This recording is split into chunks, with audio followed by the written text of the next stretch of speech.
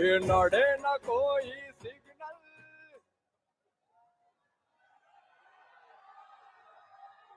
આપણે સૌ જેમની આતુરતા પૂર્વક રાહ જોઈ રહ્યા હતા એવા કરોડો લોકોના હૃદય સિંહાસન પર રાજ કરનારા વિશ્વના સૌથી મોટા લોકશાહી દેશના વડાપ્રધાન માનનીય નરેન્દ્રભાઈ મોદી સાહેબ આપણી સૌની વચ્ચે ઉપસ્થિત થઈ ચૂક્યા છે. આપ સૌને વિનંતી છે, આપણે હવે આપણું સ્થાન પ્રાપ્ત કરીશું. બધા મિત્રોને વિનંતી કે સૌ પોતપોતાનું સ્થાન પ્રાપ્ત કરશે. આજથી 22 વર્ષ પહેલા લોકસેવા માટે સક્રિય રાજકારણની અંદર જ્યાંથી પ્રવેશ થયો હતો એવી આ પવિત્ર ભૂમિ રાજકોટમાં જ્યારે વડાપ્રધાન શ્રી પધાર્યા છે ત્યારે એમનું અને મહાનુભાવોનું શાબ્દિક સ્વાગત કરવા માટે શહેર ભાજપ પ્રમુખ શ્રી કમલેશભાઈ મીરાણીને હું વિનંતી કરીશ કે તેઓ સૌનું શાબ્દિક સ્વાગત કરશે. ભારત માતા કી, ભારત માતા કી.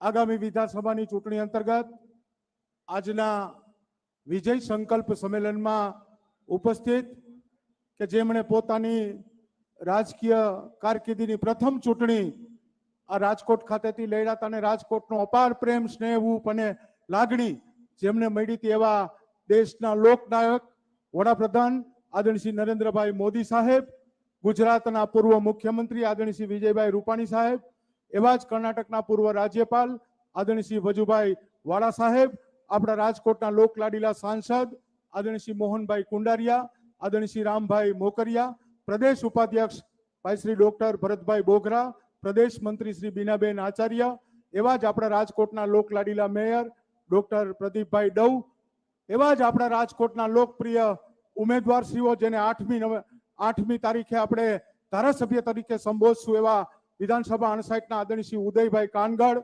વિધાનસભા 69 પશ્ચિમના આદરણીય ડોક્ટર દર્શિતાબેન શાહ, વિધાનસભા 70ના મુરબ્બી શ્રી રમેશભાઈ ટીલારા, વિધાનસભા 71ના શ્રીમતી ભાનુબેન બાબરિયા, આપણા સૌના લોકલાડીલા ધારાસભ્ય ભાઈ શ્રી અરવિંદભાઈ રૈયાણી, ગોવિંદભાઈ પટેલ, આદરણીય શ્રી લાખાભાઈ સાગઠિયા, અમારા ત્રણેય મહામંત્રી આદરણીય શ્રી જીતુભાઈ કોઠારી, કિશોરભાઈ રાઠોડ, નરેન્દ્રસિંહ ઠાકુર, એવા જ ગુજરાત પ્રદેશ બક્ષીપંચ મોરચાના પ્રદેશ ઉપાધ્યક્ષ ડોક્ટર યોગેશભાઈ ગઢવી અને આપ સૌ મોટી સંખ્યામાં ઉપસ્થિત રાજકોટના શહેરીજનોનું હું આપ સૌ વતી આપ શહેર ભાજપ વતી હાર્દિક સ્વાગત કરું છું. ધન્યવાદ.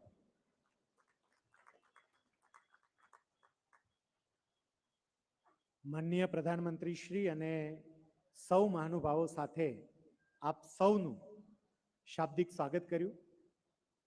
આજે જ્યારે માનનીય વડાપ્રધાન શ્રી રાજકોટના આંગણે પધાર્યા છે ત્યારે આપણા સૌના અંતરમાં ઉમળકો હોય કે આપણે એમનું સ્વાગત કરવું છે, એમનું સન્માન કરવું છે. આપણા સૌના પ્રતિનિધિ રૂપે અહીંયા મંચ પર ઉપસ્થિત મહાનુભાવો માનનીય વડાપ્રધાન શ્રીનું સ્વાગત સન્માન કરશે. સૌથી પહેલા પ્રતિષ્ઠાના પ્રતીક સમાન પાઘડી, હાર અને મોમેન્ટો આપીને માનનીય વડાપ્રધાન શ્રીનું સ્વાગત સન્માન કરવા માટે હું વિનંતી કરીશ કર્ણાટકના પૂર્વ રાજ્યપાલ શ્રી વજુભાઈ વાળા, ગુજરાત રાજ્યના પૂર્વ મુખ્યમંત્રી શ્રી વિજયભાઈ રૂપાણી, સાંસદ શ્રી મોહનભાઈ કુંડારિયા, રાજકોટ પૂર્વના ઉમેદવાર શ્રી ઉદયભાઈ કાનગડ, સાંસદ શ્રી રામભાઈ મોકરિયા, રાજકોટ પશ્ચિમના ઉમેદવાર શ્રીમતી દર્શિતાબેન શાહ, પ્રદેશ ઉપાધ્યક્ષ ડોક્ટર ભરતભાઈ બોગરા, રાજકોટ દક્ષિણના ઉમેદવાર શ્રી રમેશભાઈ ટીરાળા, મેયર શ્રી ડોક્ટર પ્રદીપ દવ અને રાજકોટ ગ્રામ્યના ઉમેદવાર શ્રીમતી ભાનુબેન બાબરિયા. આપણે સૌ તાળીઓના નાદ સાથે આ સન્માનને વધાવીએ. પુષ્પહાર પછી મોમેન્ટો આપીને આપણે સન્માન કરીશું. ઝડપથી મોમેન્ટો આપશે પુષ્પહાર અને મોમેન્ટો. ત્યાર પછી બીજું ગ્રુપ પણ એ જ પ્રમાણે પુષ્પહાર અને મોમેન્ટોથી સન્માન કરવા માટે ઉપસ્થિત રહેશે. બીજા ગ્રુપમાં શહેર ભાજપ પ્રમુખ શ્રી કમલેશભાઈ મીરાણી, માન્ય મંત્રી શ્રી ગુજરાત રાજ્ય અરવિંદભાઈ રૈયાણી, માન્ય પ્રદેશ મહામંત્રી શ્રી શ્રીમતી બીનાબેન આચાર્ય, ધારાસભ્ય શ્રી લાખાભાઈ સાગઠિયા, મહામંત્રી શ્રી શહેર ભાજપ શ્રી જીતુભાઈ કોઠારી, માન્ય ધારાસભ્ય શ્રી ગોવિંદભાઈ પટેલ, મહામંત્રી શ્રી શહેર ભાજપ શ્રી કિશોરભાઈ રાઠોડ અને નરેન્દ્રસિંહ ઠાકુર તેમજ ઓબીસી પ્રદેશ ઉપપ્રમુખ શ્રી યોગેશભાઈ ગઢવી, આ સૌ મિત્રો પુષ્પહાર અને સાથે સાથે મોમેન્ટો આપીને માનનીય વડાપ્રધાન શ્રીને આવકારશે. આપણે સૌ તાળીઓના નાદ સાથે, જોરદાર તાળીઓના નાદ સાથે આ સન્માનમાં જોડાઈએ. મોમેન્ટો આપીને પણ માનનીય વડાપ્રધાન શ્રીનું રાજકોટની આ ધરતી પર આપણે સૌ ઉમળકાભેર સ્વાગત કરી રહ્યા છીએ. આભાર માનનીય પ્રધાનમંત્રી શ્રી, અમારું આ સ્વાગત અને સન્માન સ્વીકારવા બદલ. અને હવે આપણે જેમની ખૂબ લાંબા સમયથી આતુરતાપૂર્વક રાહ જોઈ રહ્યા છીએ એવા લોક નેતા શ્રી મોદી સાહેબને વિનંતી કરીએ એમના ઉદ્બોધન માટે.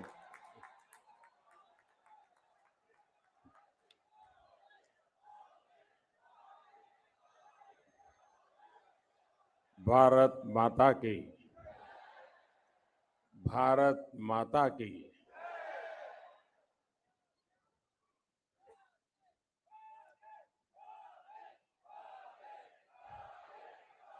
આ ચૂંટણીમાં ગુજરાતના અલગ અલગ વિસ્તારોમાં જવાનું થયું અને 1લી તારીખે જ્યાં મતદાન છે એ વિસ્તારમાં મારી આ છેલ્લી સભા છે.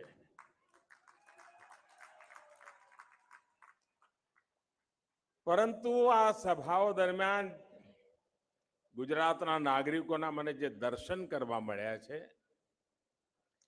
એમાં એક નવું રૂપ જોવા મળ્યું. મેં જોયું કે આ ચૂંટણી અમે ભાજપ વાળા લડતા જ નથી. ન નરેન્દ્ર લડે છે ને ભૂપેન્દ્ર લડે છે, ન અહીંયા બેઠેલા કોઈ લડે છે. આ ચૂંટણી મેં ગુજરાતમાં, સૌરાષ્ટ્રમાં, કચ્છમાં જોયું છે, ગુજરાતની જનતા લડી રહી છે. આપ સૌ નાગરિક ભાઈઓ બહેનો આ ચૂંટણીનું નેતૃત્વ કરી રહ્યા છો.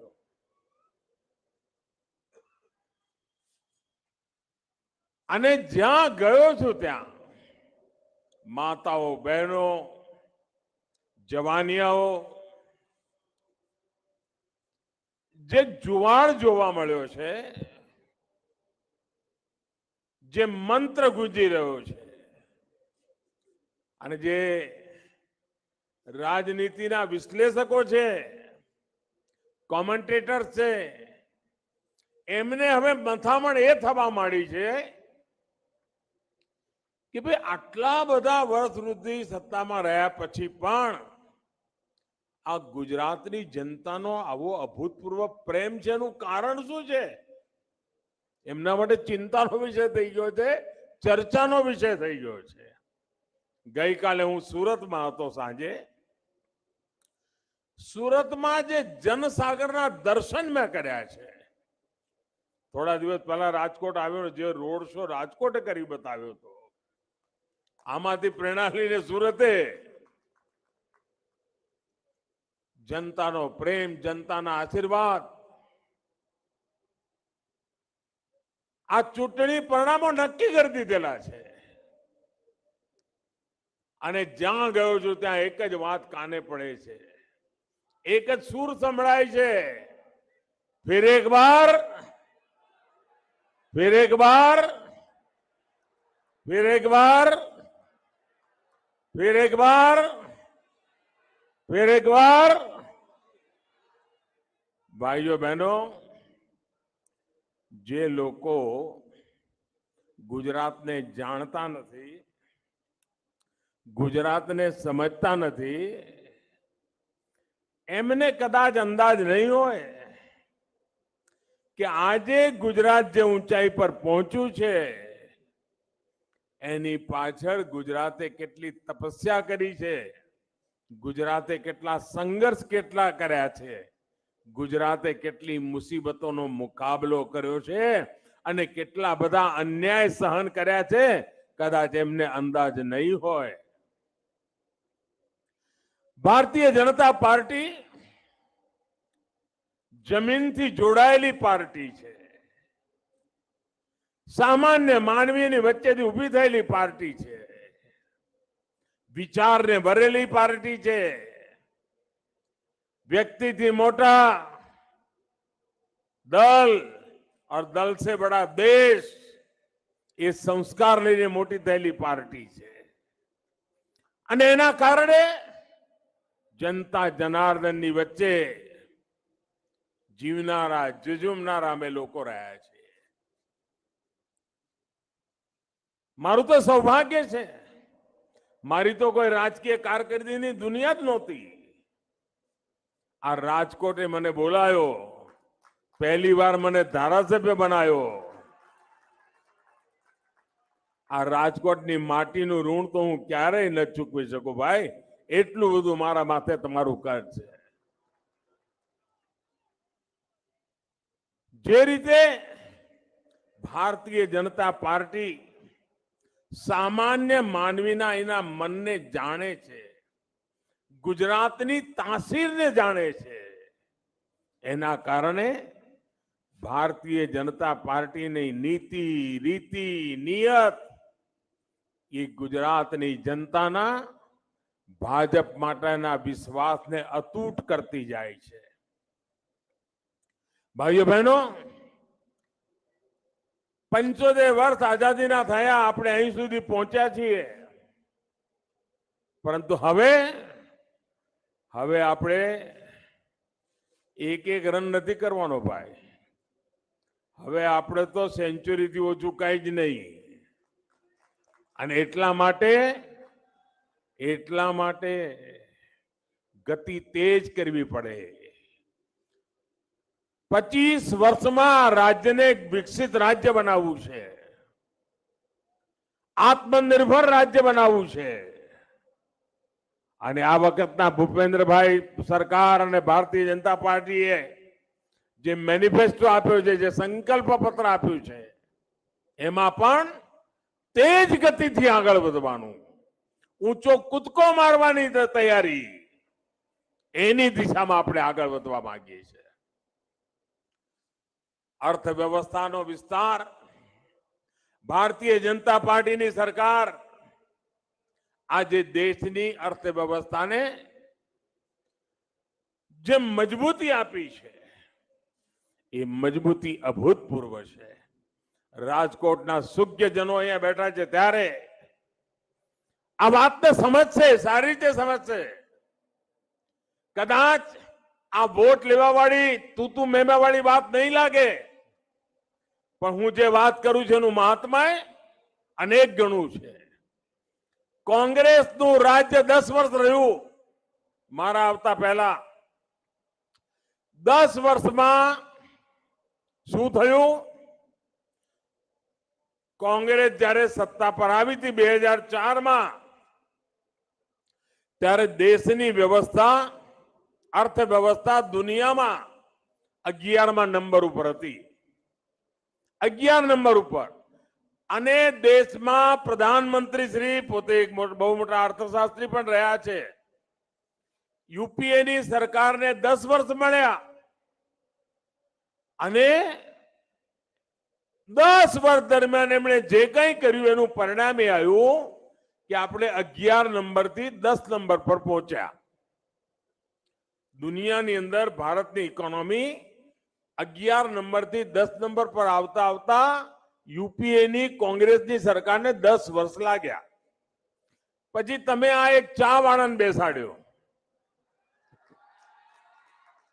મેં તો કોઈ દી દાવો નથી કર્યો હું અર્થશાસ્ત્રી છું.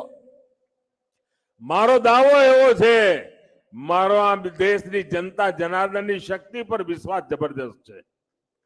મારો ભરોસો આ દેશની જનતા છે. અને 2014માં તમે મને દિલ્હી મોકલ્યો. 8 વર્ષ થયા. 8 વર્ષમાં આપણે 10 નંબરથી 5 નંબર પર પહોંચી ગયા.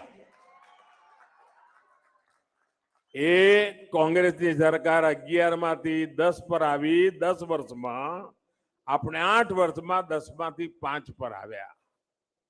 પણ ભાઈઓ બહેનો, એટલેથી જ્યારે 5 પર આવ્યા ને આખા દેશમાં એક ઉમંગ ઉત્સાહનું મોજું ફરી વળ્યું. કારણ શું? 10 માંથી 9 થયા, છાપામાં ક્યાંક થોડું ઘણું છપાણું, 9 માંથી 8 થયા, થોડી ચર્ચા થઈ, 8 માંથી 7 થયા, થોડી ચર્ચા થઈ, 7 માંથી 6 થયા, ચર્ચા થઈ, પણ 6 માંથી 5 થયા. આખા દેશમાં જુવાળ જાગ્યો. કારણ શું? 250 વર્ષ સુધી જેમણે આપણને ગુલામ રાખ્યા હતા, જે આપણા ઉપર રાજ કરતા હતા, એમને પાછળ ધકેલીને આપણે 5 નંબર પર પહોંચ્યા અને એમને 6 ઉપર ધકેલી દયા.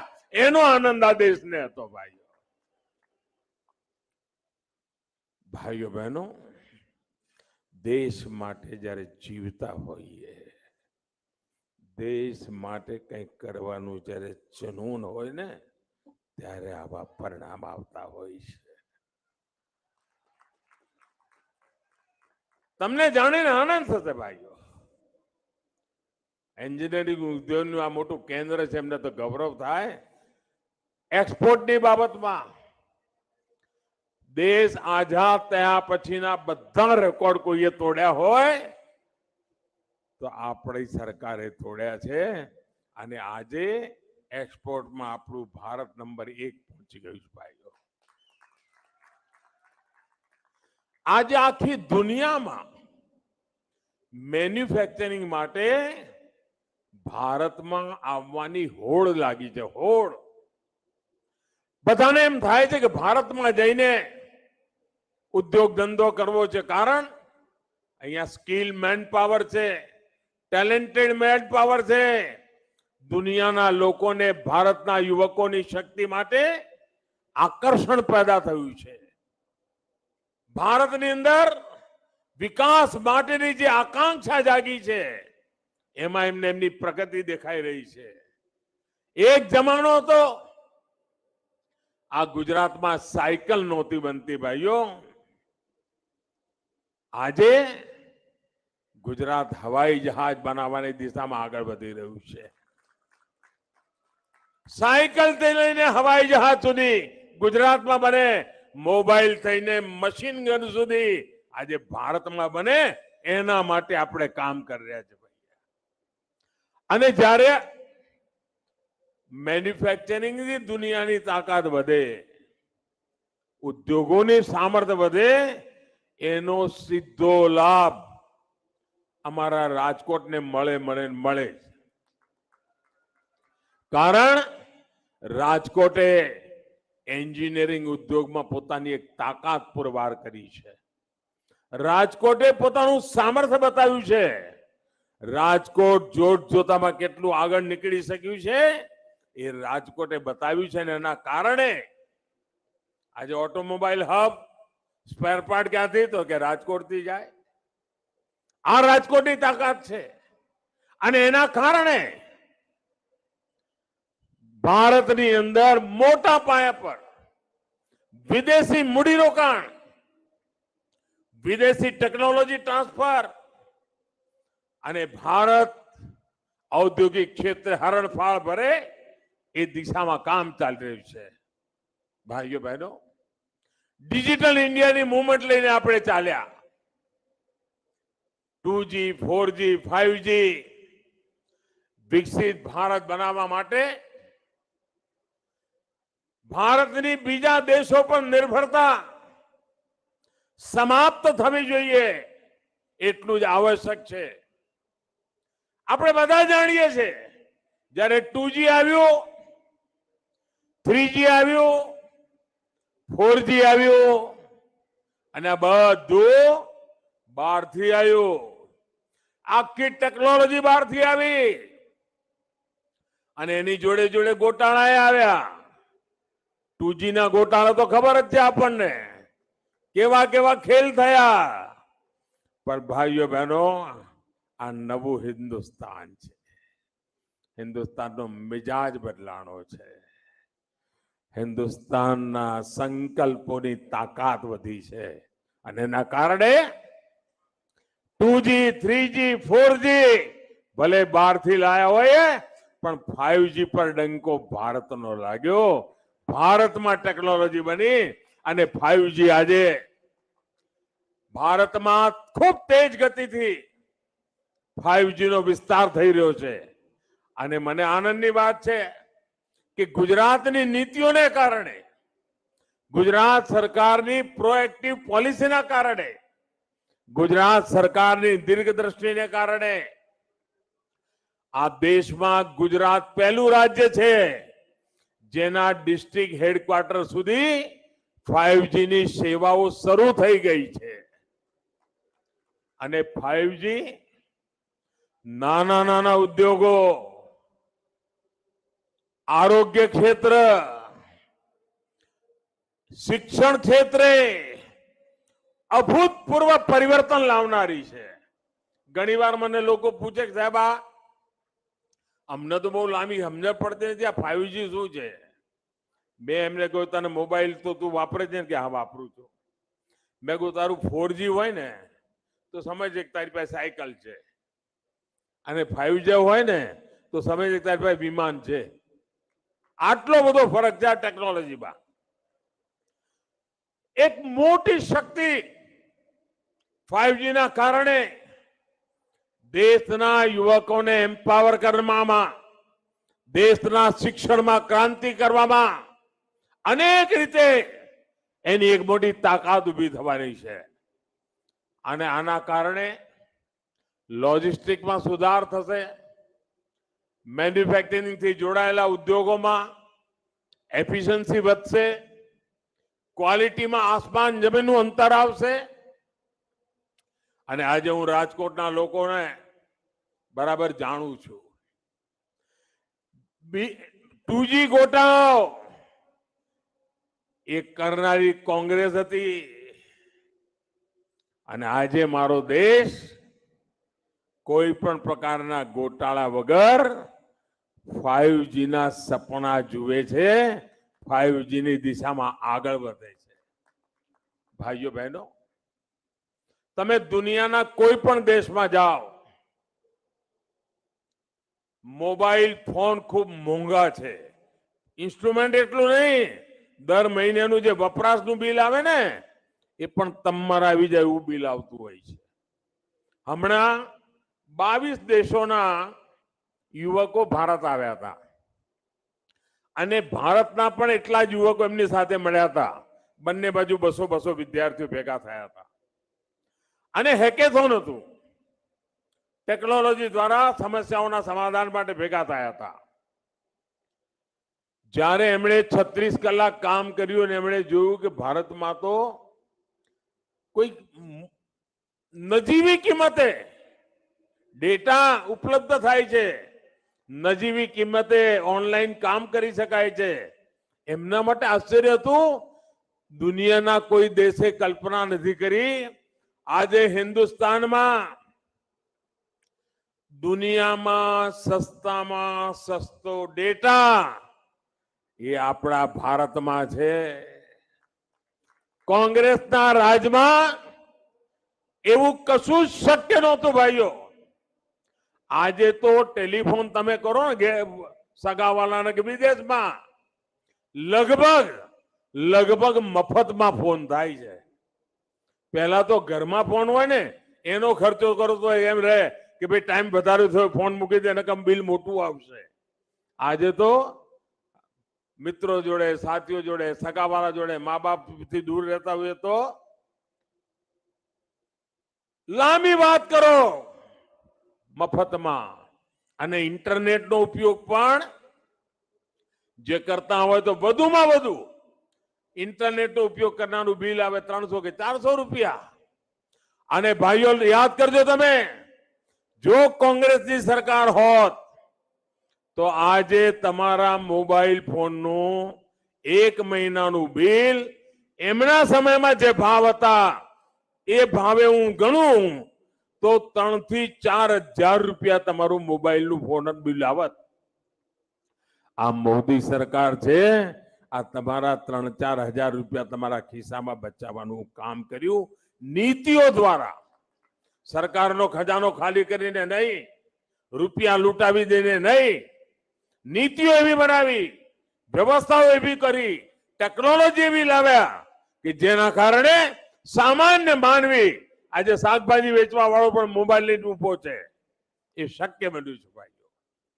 ગરીબ, નિમ્ન મધ્યમ વર્ગ, આ પરિવારો ડિજિટલ સેવાઓના કારણે એમ્પાવર થયા છે. એમનામાં એક શક્તિ આવી છે.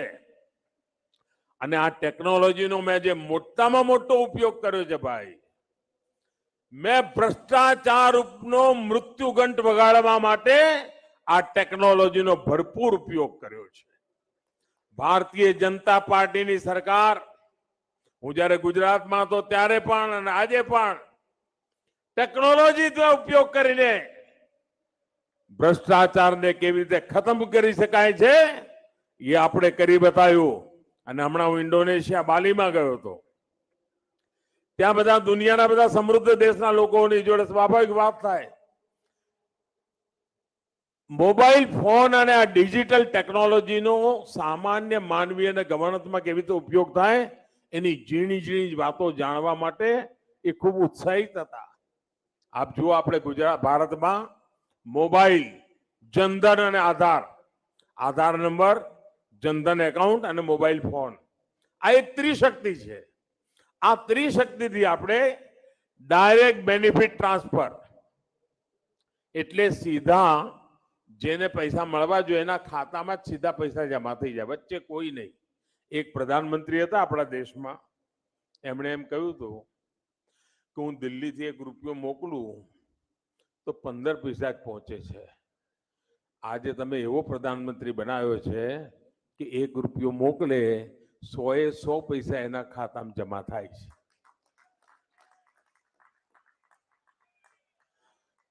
કેવી દશા હતી કોંગ્રેસના જમાનામાં, કેવી દશા હતી, હું જરા તમને વિગતો આપું. 2014માં આપણી સરકાર બની એ પહેલા એવા કરોડો લોકો હતા જેમનો જન્મ જ નહોતો થયો, છતાં પણ બધા જ લાભ લેતા હતા. બોલો, કરોડો લોકો. જે લોકોનો જન્મ ન થયો હોય એ વિધવા થઈ જાય, જેનો જન્મ થયો હોય અપંગ થઈ જાય, જેનો જન્મ ન થયો હોય વૃદ્ધ થઈ જાય, અને બધા લાભ લેવાના. અને લાભ એટલો લેતા હતા ભાઈઓ કે આપણી ગુજરાતની કુલ જનસંખ્યા છે ને એના કરતા વધારે આવા ભૂતિયા લોકો હતા જેનો જન્મ નહોતો થયો ને લાભ લેતા હતા ખોટી રીતે. અને પાછે જાય ક્યાં? કોઈ એમનો વચોટિયો હોય, કાકા મામા ભત્રીજા વાળો હોય, ત્યાં બધું જતું રહે. અને ચોપડે એવું બોલાય કે આ તો ફલાણાની મદદ ગઈ, ઠીકણાની મદદ ગઈ. કોણ તપાસ કરવા જાય? અને એના કારણે જે સાચા ગરીબ હતા, જે કોઈ પણ યોજનાના સાચા હકદાર હતા, એ એનાથી વંચિત રહી જવા માંડ્યા. વચેટિયાઓ ખાઈ જવા માંડ્યા. સરકારની મદદ એ લોકોને મળી જ નહોતી શકતી.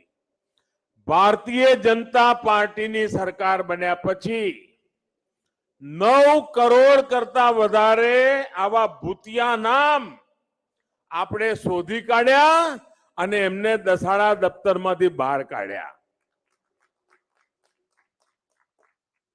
તમે વિચાર કરો, કોંગ્રેસના સમયમાં 4 કરોડ કરતા વધારે લોકોને નામે ગેસ કનેક્શન હતા. બોલો, એનો કે સબસિડી ક્યાંક ખવાઈ જતી હશે? ગેસનો બાટલો નહીં હોય, બાટલો જતો નહીં હોય, પણ પૈસા જતા હશે. કોંગ્રેસના સમયમાં 4 કરોડ કરતા વધારે ફરજી રાશન કાર્ડ હતા. એનો અર્થ કે રાશન તો જાય જ, પણ એ રાશન કાર્ડના કારણે જેટલી મદદો મળતી હતી એ પણ આ વચેટિયા ખાઈ જતા હતા. દેશના પૈસા લૂંટાતા હતા, બરબાદ થતા હતા. ભારતીય જનતા પાર્ટીની સરકારે આ મોબાઈલ ફોનની જે ટેકનોલોજી છે ને એનો ઉપયોગ કરીને આ તમારી પાઈ જે મહેનતની છે ને એ બચાવવાનું કામ આ ભાજપની સરકારે કર્યું છે. ભાઈઓ, દેશમાં કોઈ પણ કુટુંબ આપણે તેમ કે જો ઘરમાં ચોર હોય ને તો ભાઈ ઘર કોઈ દાડ સરખું ના થાય, એમ દેશમાં પણ જો ચોરો હોય ને તો કોઈ દાડ દેશનું ભલું ના થાય. આ ભલું એટલા માટે થવા માંડ્યું છે કે ચોરોને જરા તકલીફ પડવા માંડી છે. આ કામ કરવાને કારણે આ દેશના ટેક્સ પેયર, તમે બધા તમારા પૈસાથી દેશ ચાલે છે, 2.25 લાખ રૂપિયા બચ્યા છે ભાઈઓ. 2.25 લાખ રૂપિયા જે ચોરી થતા હતા, ખોટા હાથોમાં જતા એ રૂપિયા રોક્યા છે. ભાઈઓ બહેનો, ભારતીય જનતા પાર્ટી એ જનતા જનાર્દન પર ભરોસો કરે છે અને એટલે જ જનતા જનાર્દન ભાજપ ઉપર ભરોસો કરે છે. કોંગ્રેસના જમાનામાં જનતા પર ભરોસો જ નહોતો, લોકો પર ભરોસો નહીં. સરકાર એના મિજાજથી ચાલે, જનતા વલખા મારે. અમે આ પરિસ્થિતિ પલટી છે. બહુ જ મોટો ફરક છે. આજે રાજકોટની ધરતી અને જ્યારે ગુજરાતમાં આવ્યું છું ત્યારે કોંગ્રેસની ગુલામીના સમયની જે માનસિકતા હતી, એ ગ્રસ્ત નાગરિકો પર વિશ્વાસ નહીં મૂકવો. અંગ્રેજોની આ વિચાર કે ભાઈ કોઈ હિન્દુસ્તાની પર ભરોસો ના કરવો, અંગ્રેજોની પણ વિરાસત એ કોંગ્રેસમાં આવી. દેશના નાગરિકો પર ભરોસો જ નહીં કરવાનો. કોંગ્રેસે પોતાના શાસનમાં સામાન્ય માનવીને એવા નિયમો કાયદાઓમાં જકડી દીધો ભાઈ, એવો ઉલઝાવી દીધો કે સરકાર જ મા બાપ, સરકાર વિના ડગલું ચલાય નહીં. અને કોંગ્રેસ તો ચાહતી હતી કે દેશનો ગરીબ, દેશનો મધ્યમ વર્ગ, દેશનો વ્યાપારી, કારોબારી એ કોંગ્રેસ નેતાઓના ત્યાં ચક્કર લગાવતો રહે, સરકારના ચક્કર લગાવતો રહે. સરકાર મા બાપ છે એ રીતે ચાલે. આજ એમને ગમતું હતું. ભારતીય જનતા પાર્ટીનો નિર્ણય રહ્યો છે ભાઈઓ, જેને સરકારની જરૂર છે એને સરકારનો અભાવ ફીલ ન થવો જોઈએ અને જેને સરકાર વિના ચાલી શકે છે એના ઉપર સરકારનો પ્રભાવ પણ ના હોવો જોઈએ. કોઈ કારણ વગર ટાંગ અડાવવાનું કામ સરકારનું નથી. એ રીતે અમે સરકાર ચલાવવાનું નક્કી કર્યું છે. અમારો સતત વિશ્વાસ રહ્યો છે કે ભારતની જનતા પર વિશ્વાસ કરો. આ દેશની જનતા આપણા જેટલો દેશને પ્રેમ કરે છે, દેશનું ભલું ઈચ્છે છે. આ ભારતીય જનતા પાર્ટી છે જેને દેશના લોકો પર ભરોસો કરતો હતો. પહેલા તમને યાદ હશે, તમારા બધી જે 25, 27, 30, 35 વર્ષની ઉંમરના લોકો બધાને ખબર હશે, પહેલા આપણે કોઈ અરજી કરીએ અને ઝેરોક્સ કોપી આપીએ તો કોઈ મામલતદાર પાસે, જો ક્લાસ 1 અધિકારી પાસે, પછી કોઈ કોર્પોરેટર, એમએલએ પાસે જઈને સર્ટિફિકેટ લેવું પડતું કે આ સાચું છે. કેમ ભાઈ? જનતા પર ભરોસો ના કરાય? કરવો જોઈએ કે ના કરવો જોઈએ? મેં દિલ્હીમાં આવીને સાહેબ નિયમ બનાવી દીધો કે કોઈએ એટેસ્ટ કરાવવાની જરૂર નથી. તમે તમારા કાગળિયા સરકારમાં આપો, દેશનો નાગરિક આપો, અમે માનીને ચાલીએ. ત્યારે ફાઇનલ નોકરી થવાની હોય ત્યારે તમે સાચા કાગળ બતાવી દેજો, વાત પૂરી ભાઈ. એમાં આ બધાને ત્યાં આટા શેરે મારવાના હોય. અમે બંધ કરાવી દીધું. અમારો જનતા ઉપર એટલો બધો ભરોસો છે ભાઈઓ. નોકરીમાં વર્ગ 3 અને 4 ના ઇન્ટરવ્યુ જો મેં ખતમ કરી નાખ્યા.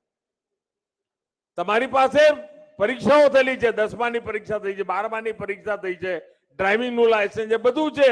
હવે ઇન્ટરવ્યુ શેના લેવાના? કટકી કરવા માટે? કાકા મામા માછીના ગોઠવવા માટે? મેં કહ્યું કોમ્પ્યુટરની અંદર મૂકો, નક્કી કરો અને એને તમે નોકરી આપવા માંડો. ઇન્ટરવ્યુ બંધ કરી દો. આજે દેશની અંદર વગર ઇન્ટરવ્યુ નોકરીઓ આપવાનું 3 અને 4 વર્ગનું ચાલુ કર્યું. કારણ આ દેશના નાગરિક પર અમારો ભરોસો છે. જનતા જનાર્દન પર ભરોસો કરવો એ અમારું કામ છે ભાઈઓ. અમે જોયું, તમને આશ્ચર્ય થશે ભાઈઓ. હું એકવાર 2013માં દિલ્હીમાં ચેમ્બર ઓફ કોમર્સે મને એક મીટિંગ માટે બોલાયેલો, ભાષણ માટે. પ્રધાનમંત્રીનો ઉમેદવાર હતો હું. પછી એમણે મને પૂછ્યું, સાહેબ તમે ફલાણા, આ લોકોએ આ કાયદો બનાવ્યો, આ લોકોએ આ કાયદો બનાવ્યો, તમે આ કાયદો ક્યારે બનાવશો?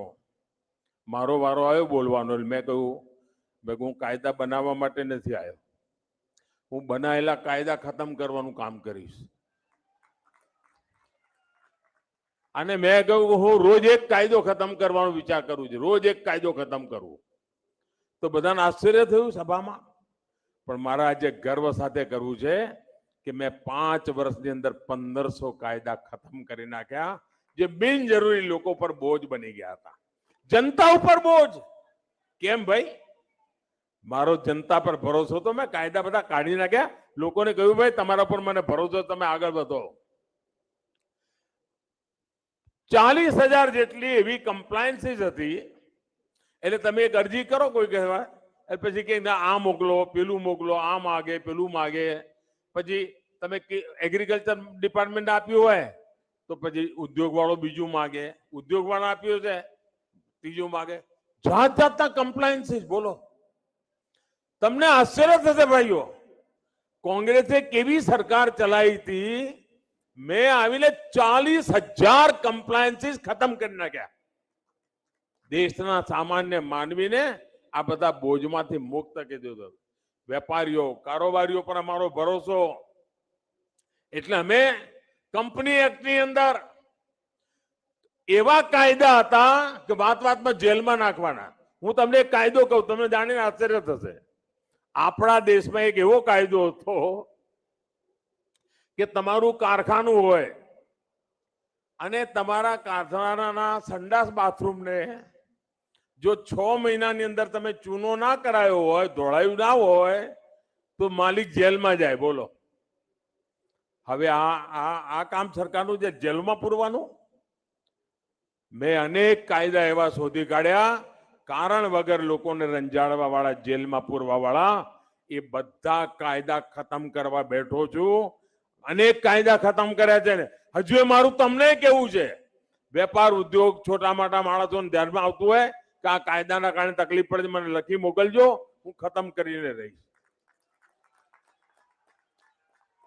ભારતીય જનતા પાર્ટી દેશના જે કરદાતાઓ છે, ટેક્સ પેયર છે, એ કરદાતાઓ પર ભરોસો કરે છે. મેં લાલ કિલ્લા પરથી કરદાતાઓનું ગૌરવ થવું જેવી વાત કરી છે. પહેલા તો કરદાતાઓ એટલે ચોર, ગુનેગાર ગણવામાં આવે. અરે ભાઈ, દેશના વેલ્થ ક્રિએટર છે આ લોકો, એમને ચોર લૂંટેરા માનવાનું કઈ કારણ નથી. તમારા કાયદાઓના કારણે પરેશાન થાય છે. મેં તો નક્કી કર્યું કે ઇન્કમ ટેક્સ એસેસમેન્ટ માટે પણ ફેસલેસ વ્યવસ્થા. કાગળિયા મોકલી આપો. રાજકોટના માણસનું કોઈ ગોવા વાળો જોતો હોય, ગોવા વાળાનું કોઈ ગુવાહાટી વાળો જોતો હોય, ગુવાહાટી વાળાનું કોઈ ચેન્નઈમાં જોતો હોય, કોઈને કઈ ખબર ને, કાગળિયા જોવો, નિર્ણય કરો, લેતી દેતી બધું બંધ. ભારતીય જનતા પાર્ટી બધાનો ભરોસો કરીને આગળ વધવા માંગે. તમે વિચાર કરો, ફૂટપાથ, પાથરણા, લારી ગલ્લા. આ લારી ગલ્લા વાળો રોજ આપણે ત્યાં શાકભાજી વેચવા આવતો હોય, પણ આપણી પાસે કોઈ દર 2,000 રૂપિયા માંગ્યા તો આપણે 7 વાર વિચાર કરીએ કે ભાઈ આ રોજ આવે તો છે, શાકભાજી તો લઉં છું, 2,000 રૂપિયા આપીને શું કરવું? તમે હિંમત ના કરો ને, કોઈ ના કરે. આ તમારો મોદી એવો છે હિંમત વાળો, એને નક્કી કર્યું કે મારે આ પાથરણા બજાર ચલાવવા વાળા પર ભરોસો કરવો છે, લારી ગલ્લા વાળા પર ભરોસો કરવો છે. મેં સ્વનિધિ યોજના ચાલુ કરી અને 10,000 રૂપિયાથી 50,000 રૂપિયા સ્વનિધિ યોજના અંતર્ગત બેંકમાંથી આ લારી ગલ્લા વાળાને, પાથરણા વાળાને લોન આપી બિચારો વ્યાજના ચક્કરમાંથી મુક્ત થઈ ગયો. નહીં તો પહેલા 1,000 રૂપિયા લેવા જાય સવારમાં, પેલા વ્યાજખોર લોકો પાસે પેલો 100 રૂપિયા સવારમાં જ કાપી લે, 900 આપે અને પાછું સાંજે જઈને 1,000 જમા કરાવવા પડે. આટલું બધું વ્યાજ. મેં સ્વનિધિ યોજના બનાવી, આ દેશના લાખો આવા પાથરણા લારી ગલ્લા વાળાને પૈસા આપ્યા. અને તમને ગર્વ થશે, સમય પર બેંકમાં એ લોકો પૈસા પાછા આપે છે અને પગભર થઈ રહ્યા છે. ભાઈઓ, સામાન્ય માણસ પર ભરોસો કરો. ભારતીય જનતા પાર્ટી દેશની માતાઓ બહેનો પર ભરોસો કરે છે. સખી મંડળો, અમે સખી મંડળોને વગર ગેરંટીએ 20 લાખ રૂપિયા સુધી ઋણ આપવાનું મેં નક્કી કર્યું છે. અને મારો અનુભવ છે, એ બહેનો રૂપિયા પૈસા શુક્રવારે ભરવાના હોય તો મંગળવારે જઈને ભરી આવે, 5 દાડા વહેલા જાય. ભારતીય જનતા પાર્ટી નાના વેપારીઓ, યુવાનો, દીકરા દીકરીઓ એમના પર ભરોસો કરીને એક મુદ્રા યોજના લાવી. વગર ગેરંટીએ મુદ્રા યોજનામાંથી પૈસા મળે. 20 લાખ કરોડ રૂપિયા અમે આપ્યા છે. 20 લાખ કરોડ રૂપિયા. એમાં 70% પૈસા લેનારી તો અમારી બહેનો છે. બેંકમાંથી આપ્યા છે. અને મારે ગર્વ સાથે કહેવું છે, જયારે અમે આ મુદ્રા યોજના કરી ને, બધા પંડિતો કહેતા હતા, કોંગ્રેસના બધા ચેલા ચપાટા કહેતા હતા કે આ બધા પૈસા ડૂબી જશે.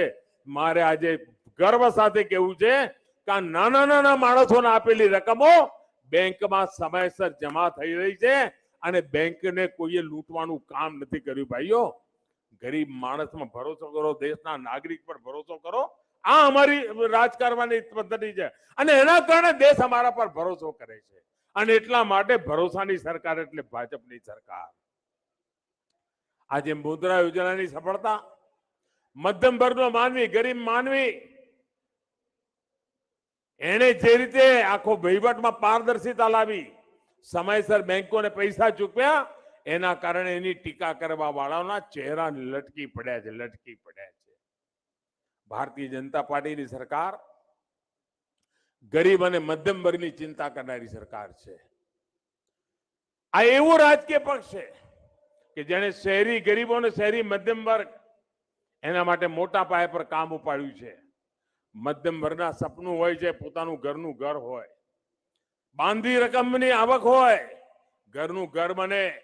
પરંતુ ઘણીવાર એવા બિલ્ડર મળી જાય, આંબા આંબલી બતાવે, સરસ મજાના ચિત્રો બતાવે, પેલો રૂપિયા રોકે અને 2 વર્ષમાં મકાન આપવાનું કહ્યું હોય, 20 વર્ષ સુધી દેખાય જ નહીં. અમે રેરાનો કાનૂન બનાવ્યો, રેરાનો કાયદો. તમને જે કરાર કર્યો હોય, જે કાગળિયું બતાવ્યું એવું એને બનાવીને જ આપવું પડે. જે ટાઈમ કહ્યું એ ટાઈમે આપવું પડે અને પૈસા લીધા હોય એ પ્રમાણે મકાન આપવું જ પડે, નહીં તો એ જેલમાં જાય. આ કાયદો જેને ઘર જોઈએ એના માટે અમે કર્યું છે. પહેલી વાર શહેરી મધ્યમ વર્ગના લોકોને બેંકમાંથી લોન મળે, લાખો ગરીબો પોતાનું ઘર બનાવી શકે.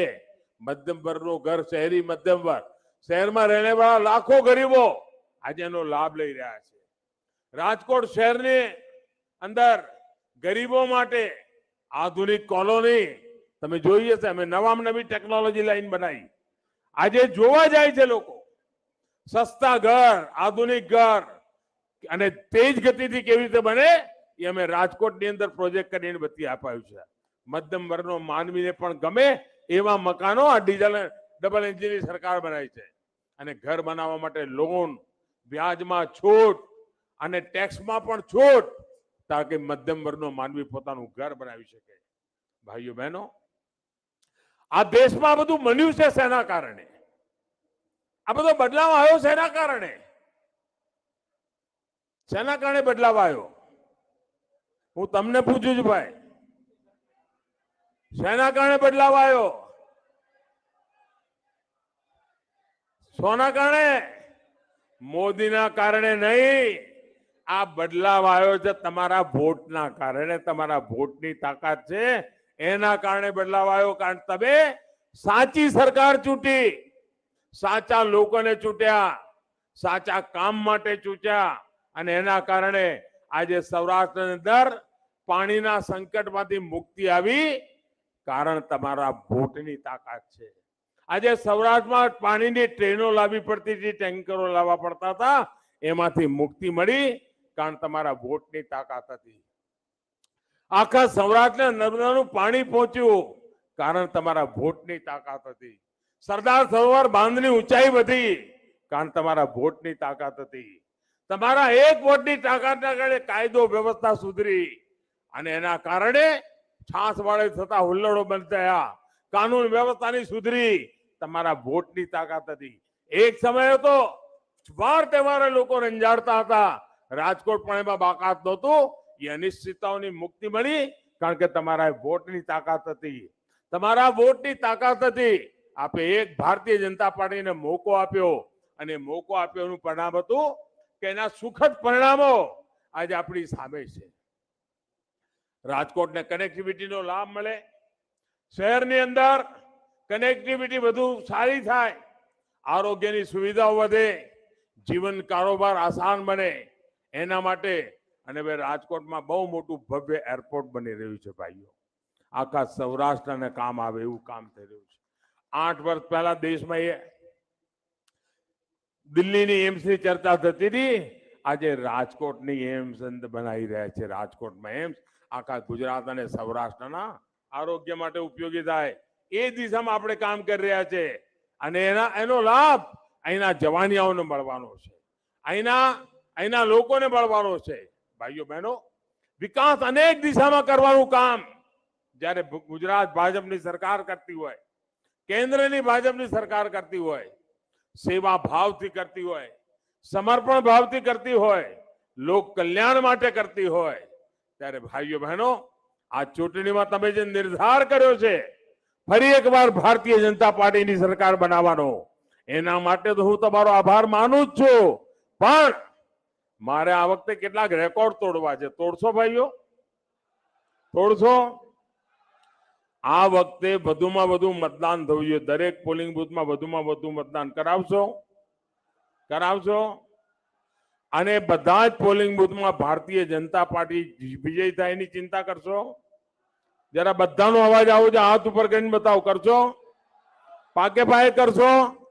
તમે એક કામ કરો, તમારા મોબાઈલ ફોનની લાઈટ ચાલુ કરો, મને દેખાય બરાબર. મોબાઈલ ફોનની લાઈટ ચાલુ કરો, બરાબર ખબર પડે. હા, બધા કરશો? બધા કરશો? અચ્છા, મારું એક અંગત કામ કરશો? જરા જોરથી બોલો, ખબર પડે. મારું એક અંગત કામ કરશો? હજુ ચૂંટણીનો સમય છે, ત્યાં સુધી તમે લોકોના ઘેર મળવા જશો, મતદાતાઓને મળવા જશો. તમે મળવા જાવ તો એમને કહેજો કે આપણા નરેન્દ્રભાઈ રાજકોટ આવ્યા હતા. શું કહેશો? આપણા નરેન્દ્રભાઈ રાજકોટ આવ્યા હતા અને તમને બધાને પ્રણામ પાઠવ્યા છે. આટલો મારો સંદેશો ઘેર ઘેર પહોંચાડજો, કારણ કે આ વડીલોને પ્રણામ પહોંચાડશો, એમના આશીર્વાદ મને મળશે અને એમના આશીર્વાદથી હું રાત દિવસ કામ કરી શકીશ, દેશના માટે નવા ઉમંગ અને ઉત્સાહથી કામ કરી શકીશ અને એના માટે તમારો સાથ અને સહયોગ મળે. બોલો ભારત માતા કી, ભારત માતા કી, ભારત માતા કી. ધન્યવાદ.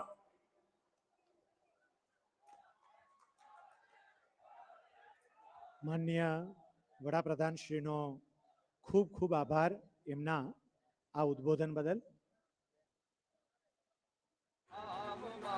શહેરમાં ઉઠી ભાજપની લહેર, ગામ શહેર મારે, શહેર મારે, ગામ શહેર મારે. એ ઉઠી ભાજપની લહેર, ગામ શહેર મારે, શહેર મારે, ગામ શહેર મારે.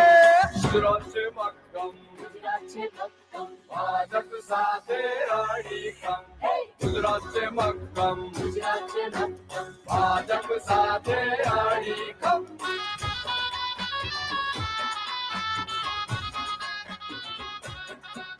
એ નડે ન કોઈ સિગ્નલ, કહે રે ફૂંકી બ્યુગલ. જેનો મુખ્ય મંત્ર એક સદા દેશ જ પ્રથમ, અને એટલે તો ગુજરાત છે મક્કમ, ગુજરાત છે મક્કમ, ભાજપ સાથે અડીખમ. એ ઉઠી ભાજપની લહેર, ગામ શહેર મારે, શહેર મારે, ગામ શહેર મારે.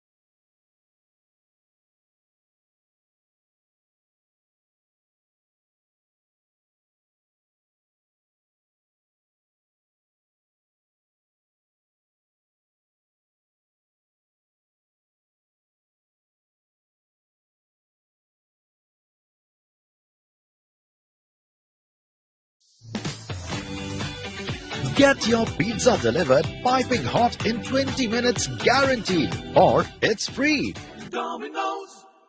किसी भी उसके लॉजिकल एंड पे नहीं आया तो जो चीज बना तो उसको लोचा हो गया। लोचा मतलब कि कुछ गड़बड़ हो जाती है तो उसको लोचा कहते हैं। तो वो लोचा बन गया, और वो टेस्टफुल बन गया, तो एक परमानेंटली एक डिश बन गई। परमानेंटली डिश बन गई। चलिए Yes, इससे yes. पूछते हैं कि नमस्ते, आप लोग सब ये सूरत वासी हैं? यू लिव इन सूरत? हाँ, ये इतना आपको अच्छा क्यों लगता है? What is it's called? Locho locho. तो इसमें इतना टेस्ट अच्छा है, हेल्दी है, हाँ, और बहुत सिंपल है। सिंपल है। Simple and good. Simple and good. इसमें क्या क्या होता है? What all? It's a very good breakfast dish. Very good breakfast Yes. dish. Very yummy, delicious. Very yummy.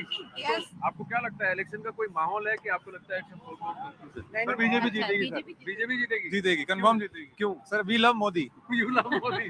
हाँ, आपको क्या लगता Modi supporter. है? मोदी सपोर्टर। But why?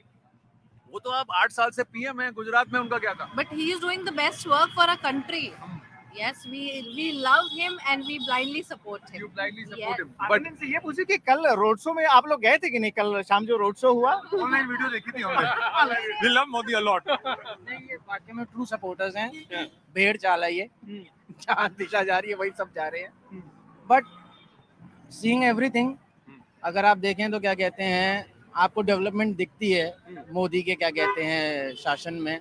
और हम लोग दिल्ली से आए हैं, अब मोदी जी दिल्ली में हैं, हम लोग गुजरात में हैं, तो दोनों तरफ डेवलपमेंट है। आपको लगता है कि he is continued to remain involved with Gujarat even after becoming prime minister? या डेफिनेटली टोटल कंसर्न मोदी ले रहे हैं हमारे गुजरात के लिए।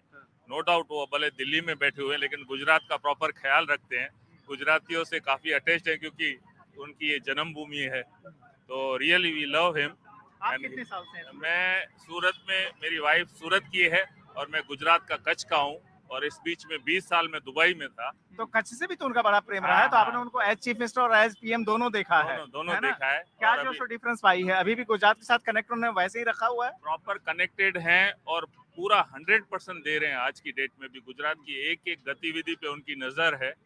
भले कुर्सी पे कोई भी सीएम बैठा हुआ है लेकिन पीछे बैकिंग पूरी उनकी है। तो यानी वोट आप बीजेपी को देख के देखते हैं या मोदी जी को देख के? मोदी जी को देख के देते हैं। ये है जो मोदी फैक्टर हम लोग आनंद जी, कहते हैं, वो जी, ये है। जी, the Modi vote still is very very strong. प्रजीत जी, एक बात है, जैसे हम लोग अभी बात कर रहे हैं, even as we are talking now, भले ये बाद में चले ऑन एयर और whenever it is, but PM अभी भी सूरत में है। देखिए, बीजेपी किसी भी चुनाव को हल्के में नहीं लेती, और बीजेपी का जो संगठन है वह एक वेल आयल्ड मशीनरी है। और बीजेपी के अंदर चाहे प्रधानमंत्री हो या एक सामान्य कार्यकर्ता, हर कोई पूरी ताकत से लगता है। और इसीलिए मोदी जब अपनी सभाओं में जाते हैं, वो कहते हैं कि मैं जो है सो बीजेपी का एक सामान्य कार्यकर्ता हूँ। गुजरात में होते हैं तो कहते हैं मैं गुजरात का बेटा हूँ। तो कहीं वो गुब्बार मन के अंदर नहीं आता कि मैं जो है 13 साल सीएम रहा, उसके बाद से 8 साल से पीएम हूँ और मेरे गए बिना काम चल सकता है, या फिर जो है मैं अहंकार में दिल्ली में बैठा रह सकता हूँ। ऐसा नहीं है। अगर आप देखें, गुजरात से जब वो दिल्ली गए 2014 से, उसके बाद भी लगातार देश के हर हिस्से में जो सबसे बड़े कैंपेनर, न सिर्फ लोकसभा बल्कि तमाम जो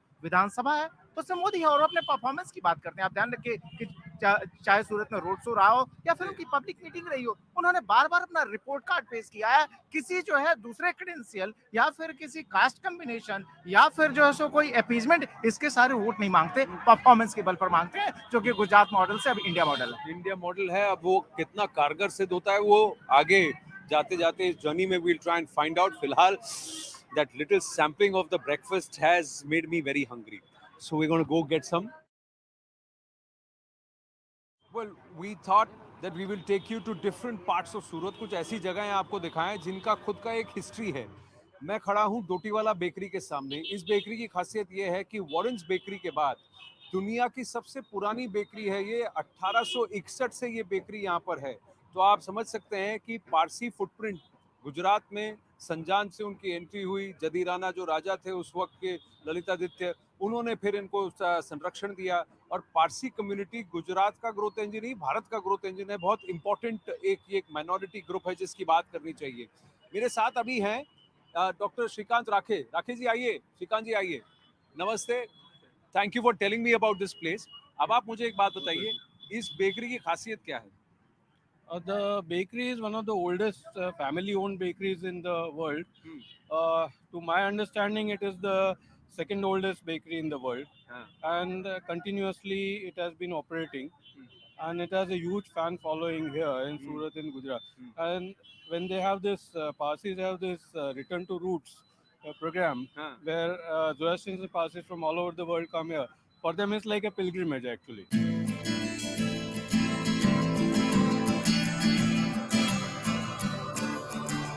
आपका शुभ नाम? आदिल। आदिल। तो आदिल भाई एक बात बताइए कि आपकी बेकरी में सबसे टेस्टी या सबसे फेमस क्या है? इस बेकरी का सबसे फेमस है नान खटाई। नान खटाई और सूरती फरमासो बिस्किट। सूरती फरमासो बिस्किट, खारी बिस्किट, पफ बिस्किट, खारी बिस्किट, तो पफ बिस्किट। हाँ। तो नान खटाई और पफ बिस्किट, तो नान खटाई भी आपने ही स्टार्ट किया था यहाँ से? हाँ, हमने स्टार्ट किया था। नान खटाई भी आपने स्टार्ट किया था? जी। तो चलिए आपकी नान खटाई को टेस्ट भी करते हैं और आपको दिखाते भी हैं कि अंदर इनकी बेकरी में नान खटाई और ये पफ बिस्किट बनता कैसे। तो थोड़ा नान खटाई और पफ बिस्किट खिलाएंगे?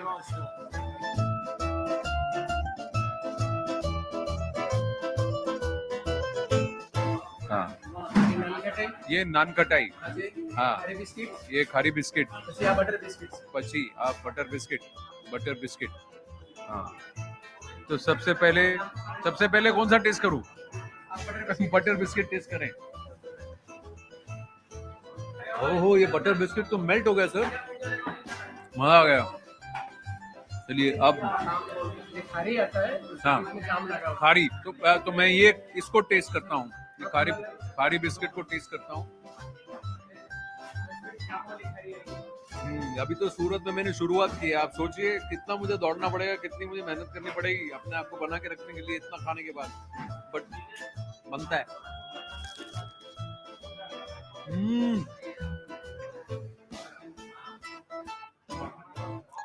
Fabulous. This is the naan khatai we are doing, which are making, if you see, kesar, pista and badam. Fabulous. Just fabulous.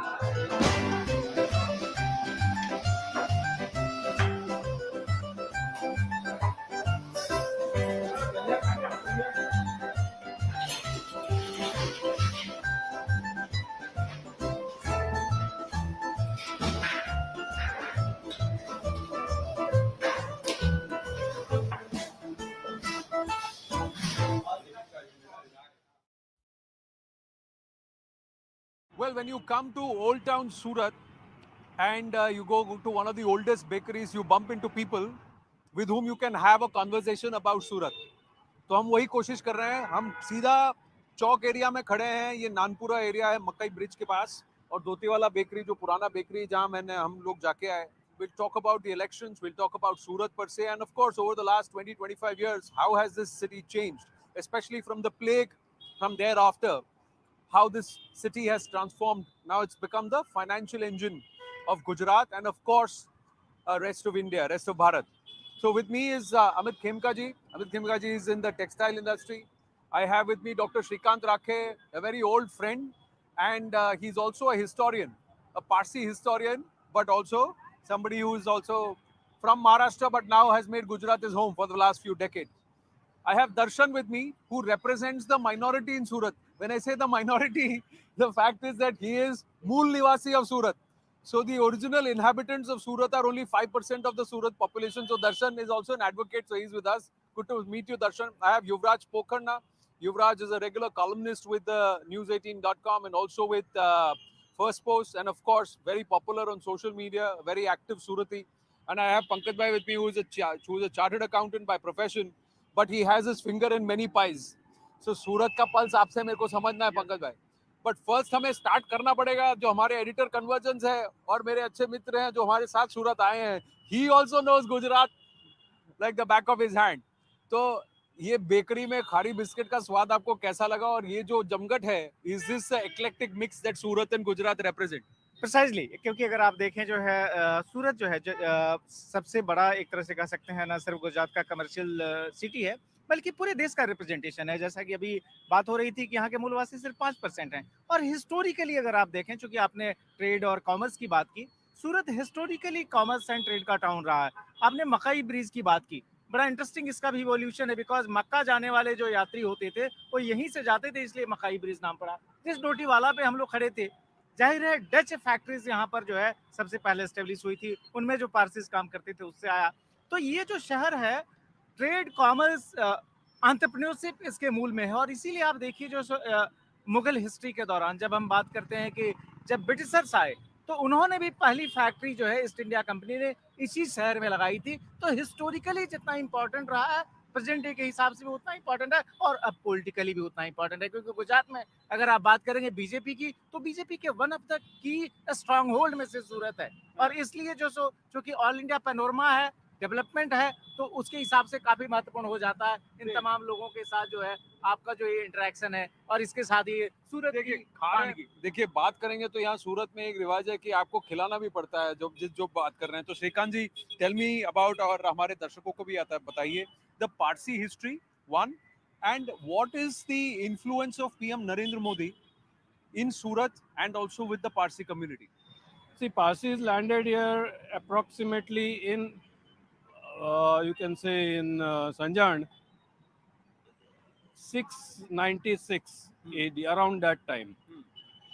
And around 721, the consecration of Iran Shah took place. And after that, the story began. So then from Sanjan, they shifted to various other places, Surat being one of them. At present, to my understanding, the largest population of Parsis outside Mumbai is in Surat. 2,000 plus. 2,000 plus. And as far as Parsis are concerned and the religion is concerned, the most interesting part here is that Surat has two Atash Bairams. Atash Bairam is the highest grade of fire temple. And Surat has two. One is of the Kadmi Parsi sect and one is of the Shenshai Parsi sect. Of course, Mumbai has four, but in Gujarat, this is the only place where there are the concentration of Parsis is very high, and there are more fire temples compared to other cities elsewhere in Gujarat. So in a sense, minorities are protected in Gujarat. Minorities as such have always been protected by the Hindu kings, starting from Jadi Rana. And that is a fact. It cannot be changed. Parsi जो है इस देश के एकमात्र genuine minorities हैं जो कि एक तरह से एक्सटिंक्शन के कगार पर हैं। और तभी जिस तरह का कंट्रीब्यूशन है उनका सोशल लाइफ में, इकोनॉमिक लाइफ में, बिजनेस लाइफ में, वह अपने आप में रिमार्केबल है कि एक छोटी सी कम्युनिटी किस तरीके से एक पॉजिटिव आउटलुक के साथ इतना बड़ा रोल प्ले कर सकती है इंडिया की ग्रोथ स्टोरी। तो दर्शन बताइए, what is the impact of PM Modi, the BJP in Surat, and what do you think is happening, going to happen in these elections? देखिए, सूरत में पहले से डेवलपमेंट हुआ है। जिस तरह से पहले सूरत हम जहाँ खड़े हैं वहाँ उसकी बॉर्डर हो जाती थी, अभी सूरत इतना एक्सटेंड हो गया है कि जैसे एयरपोर्ट तक पहुँच रहे हैं और एयरपोर्ट से भी आगे हम डुम्मस तक पहुँच रहे हैं।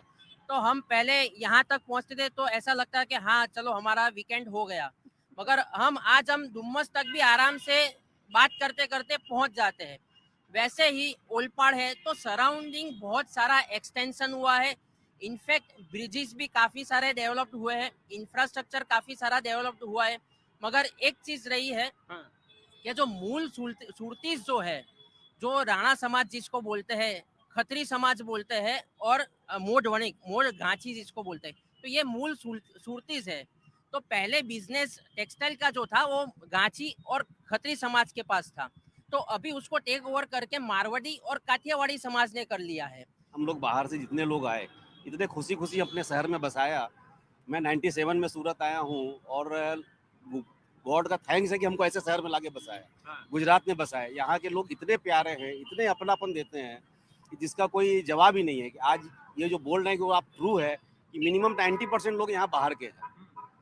तो ये बहुत बहुत ब्यूटीफुल शहर है सर, इस शहर का और यहाँ के डेवलपमेंट का, यहाँ के सरकार का, किसी चीज़ के लिए अपने कोई वर्ड में अपने वर्णन नहीं कर सकते। बहुत बहुत कम पड़ेगा अपना टाइम ये। हाँ, लेकिन 17 से 22 के बीच में क्या फर्क पड़ा है? 17 के टाइम में तो यहाँ बहुत प्रोटेस्ट होते थे, पाटीदार, और बहुत सारा आंदोलन होता था, डिमोनेटाइजेशन हुआ था, टेक्सटाइल इंडस्ट्री, डायमंड इंडस्ट्री, सब थोड़े दुखी थे। अब क्या है?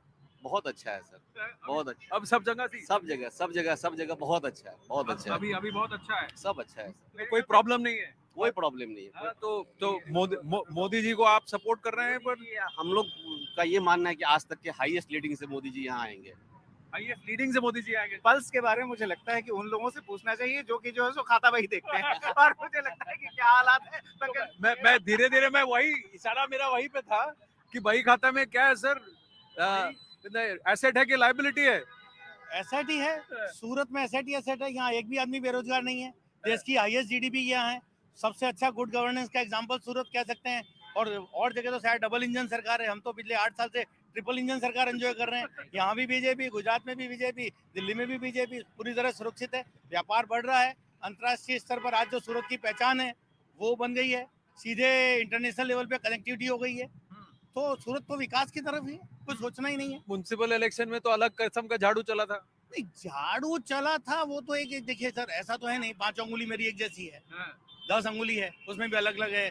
तो एक आध जगह कॉर्नर में अगर कुछ हुआ है तो वो तो ऐसा हो जाता है। एक परिवार जब होता है तो सब होता है, छोटी मोटी बात होती रहती है। Why, if everything is well, why is the PM having to campaign and spend so much time in Surat? So it's his 4th visit towards Surat, Saurashtra region.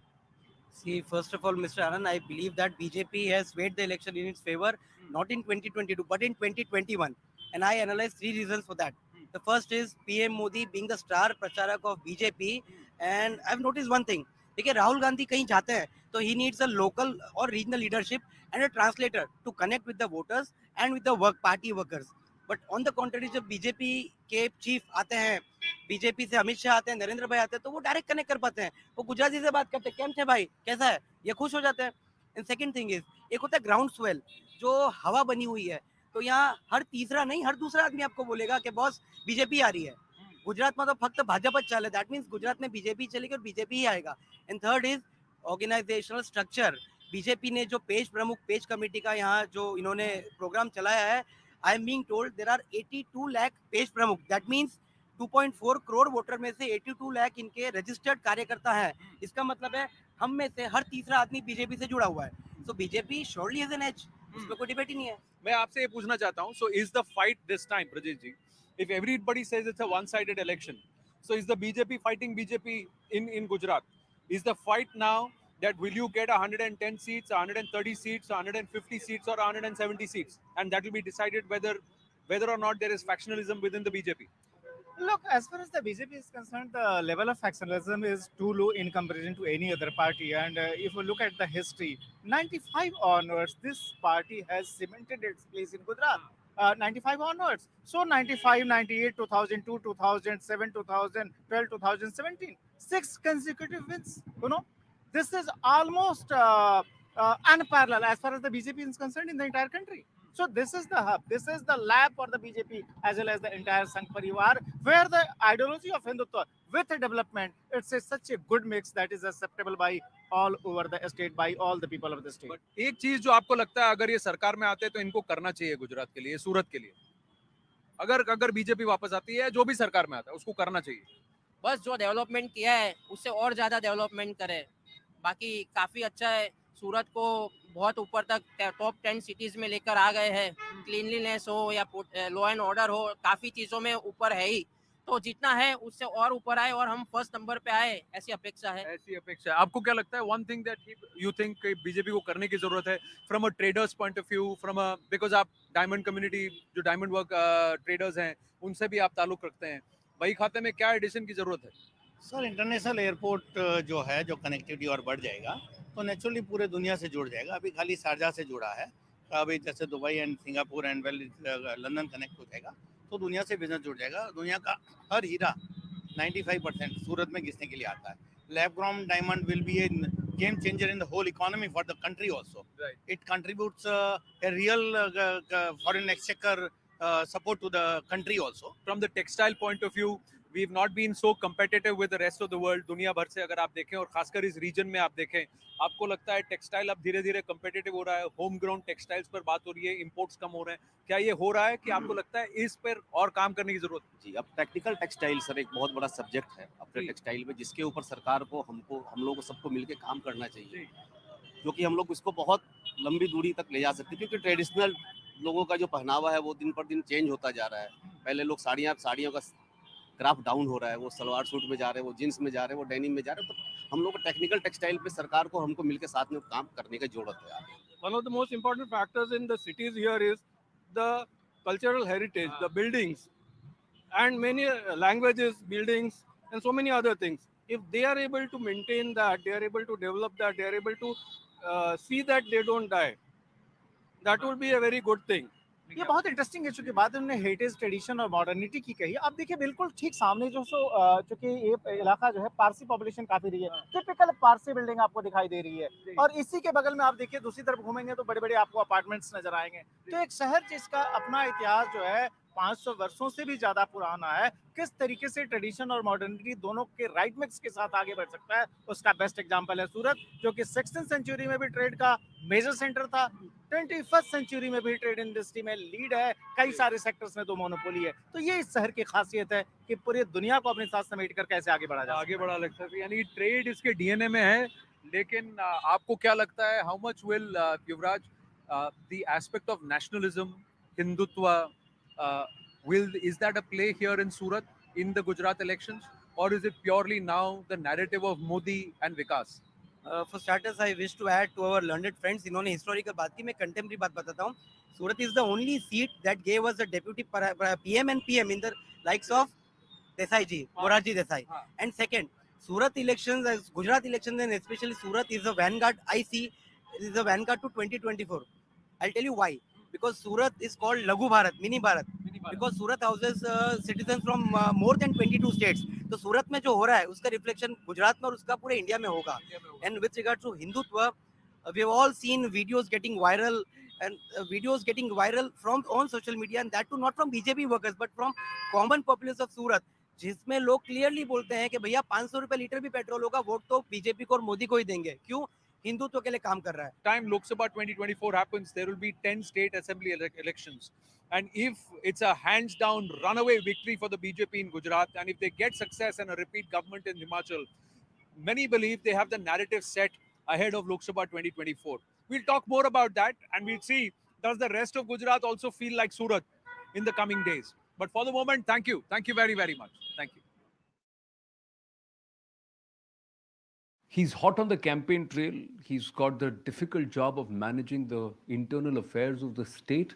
Plus, he's got the bigwigs from the center coming in as Gujarat gets ready to go to polls. But Harsh Sanghvi has still found the time to have a chat with us. So, Harsh, सबसे पहले नमस्ते. Thank you very, very much कि आपने समय निकाला.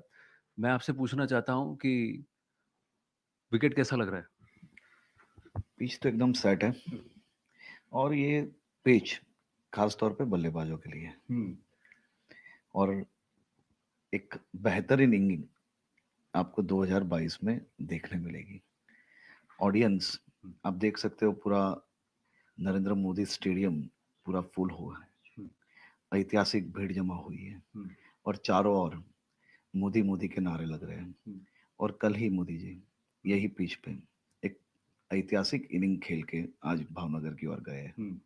तो उन्होंने innings तो सेटअप कर दिया, जैसा अगर क्रिकेटिंग पार्लांस में कहा जाए, और काफ़ी सारे चौके छक्के मारे हैं. पर क्या ये पूरी इनिंग्स को ले जाने के लिए काफ़ी है? क्योंकि कहा जाता है ना, captain is only as good as the team. तो टीम नीचे जम के काम कर रही है कि नहीं? क्योंकि कई बार ये कहा जा रहा है इस इलेक्शन में, और जहाँ तक सूरत में मैंने देखा है कि एक तरफा इलेक्शन है, लेकिन अब बीजेपी को डिसाइड करना है कि वो कितनी सीटें जीतेगी. देखिए, ये भारत पाकिस्तान के बीच की मैच होती है जब, तब कैप्टन एक बेहतरीन इनिंग खेलते हैं. दूसरे प्लेयर्स की जिम्मेदारी है मैच संभालने की, और ऑडियंस की जिम्मेदारी है देश को जिताने की. इसी तरह से मोदी जी ने एक इनिंग खेली है, पीछे सभी कार्यकर्ता रात दिन मेहनत कर रहे हैं, गुजरात की जनता के साथ आगे बढ़ रहे हैं, और गुजरात में चारों कोने में मोदी मोदी के नारे गूंज रहे हैं.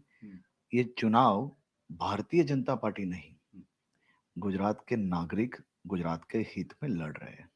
तो आप भारतीय जनता पार्टी नहीं, गुजरात के नागरिक गुजरात के हित में लड़ रहे हैं कह रहे हैं. पर गुजरात के हित में काम हुआ, अगर काम हो रहा था तो 1.5 साल पहले सरकार में इतना भारी परिवर्तन क्यों हुआ? पूरी कैबिनेट को क्यों बदल दिया गया? आपको जो भूमिका दी गई, आपको समय मिला है अपनी मिनिस्ट्री के अंदर पैर जमाने के और एडमिनिस्ट्रेशन को संभालने के, या फिर ये कहीं ना कहीं पूरा पासा उलट ना जाए, 99 से और ज़्यादा नीचे स्लिप ना हो जाए, उसके लिए डैमेज कंट्रोल था? देखिए, विजय भाई रूपानी ने गुजरात के मुख्यमंत्री के तौर पे 5 साल पूरी टर्म काम किया है. मुझे भी उनके साथ काम करने का, काम सीखने का अवसर मिला है. इसमें कोई बदलाव नहीं है. पहले भी टीम गुजरात काम कर रही थी, आज भी टीम गुजरात काम कर रही है. खास तौर पे आज भी गुजरात में जो पूर्व के जितने भी मंत्री थे, मुख्यमंत्री जी है और हाल में मुख्यमंत्री जी, हम लोग साथ में बैठ के कई निर्णयों पे काम करते हैं। गुजरात के हित में जब निर्णय लेने होते तब सब लोग टीम गुजरात के तौर पे हम लोग आगे बढ़ रहे हैं। कॉन्फिडेंस अच्छा है, लेकिन मोरबी का जो हादसा हुआ उस पर भी सरकार की अकाउंटेबिलिटी पर प्रश्न है। वो हादसा दुखद था, पर क्या उसकी वजह से बीजेपी को उस रीजन में सेटबैक होगा? क्योंकि अभी भी पूछा जा रहा है कि इंक्वायरी तो चल रही है, लेकिन दोषारोपण जो है और अकाउंटेबिलिटी अभी तक फिक्स नहीं हुई। देखिए, ये बहुत ही दुखद और दुर्घटनापूर्ण घटना थी। ये घटना में कई परिवारों ने अपने स्वजनों को खोया। इससे चुनावी फायदा नुकसान मैं नहीं देखता हूँ। प्रधानमंत्री जी खुद स्थल निरीक्षण के लिए आए थे। मैंने उनको देखा, कहीं ना कहीं उनके मन में बहुत ही जबरदस्त दुख इन बच्चों के लिए, इन परिवारजनों के लिए था। उनका पहला प्रश्न था कि ये दुर्घटना बनी, उसके बाद पहला पेशेंट हॉस्पिटल कितने मिनट में पहुंचा। पहला पेशेंट घटना बनने के बाद 18वें मिनट में हॉस्पिटल पहुंच गया था। जो तंत्र है, मतलब गवर्नमेंट बॉडीज जो है, उसके साथ खास तौर पे मोरबी की जनता रोड पे उतर के 5 किलोमीटरों तक ह्यूमन चेन बना के एक भी एम्बुलेंस को एक सिंगल ब्रेक नहीं मारनी पड़ी, ये अपने आप में एक बहुत बड़ा विषय है। साथ में मुख्यमंत्री जी ने 6:30 बजे की ये घटना में 8 बजे ही एक हाई लेवल कमेटी को इसकी इंक्वायरी दे ली थी, जिसमें गुजरात के बहुत चुनिंदा अधिकारियों को उसमें लिया गया है। साथ ही में एक क्रिमिनल एफआईआर भी की गई थी।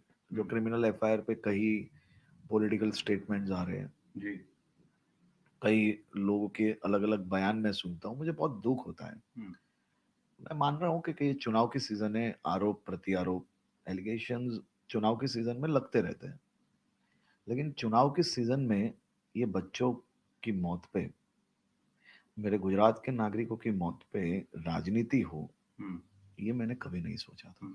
वो ब्रिज जिसने मेंटेनेंस के लिए जिसको दिया था, मतलब जो कंपनी उसको मेंटेन कर रही थी, उसको और उसके साथ जुड़े हुए सभी लोग, वो फर्स्ट सेकंड में जिसने सरकार के पास से ये पीपीपी मॉडल पे ब्रिज चलाने के लिए लिया है, मतलब वो कंपनी हो गई ओरेवा, उससे जुड़े हुए सभी लोग, तो उसमें ओनर अलग नहीं हो सकता, मैनेजर अलग नहीं हो सकता, टिकट बेचने वाले अलग नहीं हो सकते। ये 136 लोगों के मौत का सवाल है। आप उसमें मात्र एक व्यक्ति का नाम लिख के उसको बचाया नहीं जाता, उसमें 360 डिग्री एफआईआर करनी बहुत जरूरी थी। और साथ में ये ब्रिज की दुर्घटना हुई, उसमें जिस जिसकी भूल है वो सभी लोग, मतलब इसमें कोई बाकी नहीं रहा है। सौराष्ट्र और साउथ गुजरात, इस एरिया को अगर आप देखें तो ये थोड़ा एक प्रॉब्लम रहा है। और दो पिछले चुनाव में आप देखें तो यहाँ काफ़ी उबाल था, कई सारी बातें थी, पाटीदार आंदोलन था, कोटा की बात हुई थी, और वहाँ पे एक तिकड़ी आई थी, अल्पेश ठाकुर, जिग्नेश मेवानी, हार्दिक पटेल। अब उसमें से कुछ तो बीजेपी में आ गए। इस बार का चुनाव काफ़ी ठंडा लग रहा है। कहीं ऐसा तो ना हो कि वोटर ही नहीं आए बाहर वोट करने, बोले अब क्या करना है। देखिए, गुजरात की जनता ने तय कर लिया है। 2002, 7, 12, 17 हर चुनाव में नए नए विषयों को लेके गुजरात तोड़ने का जो प्रयास कर रहे हैं, ये वक्त गुजरात की जनता ने तय कर लिया है कि फैसला ऐसा लाना है कि यहाँ पे कोई पॉलिटिकल टूरिज्म के लिए आए ही नहीं।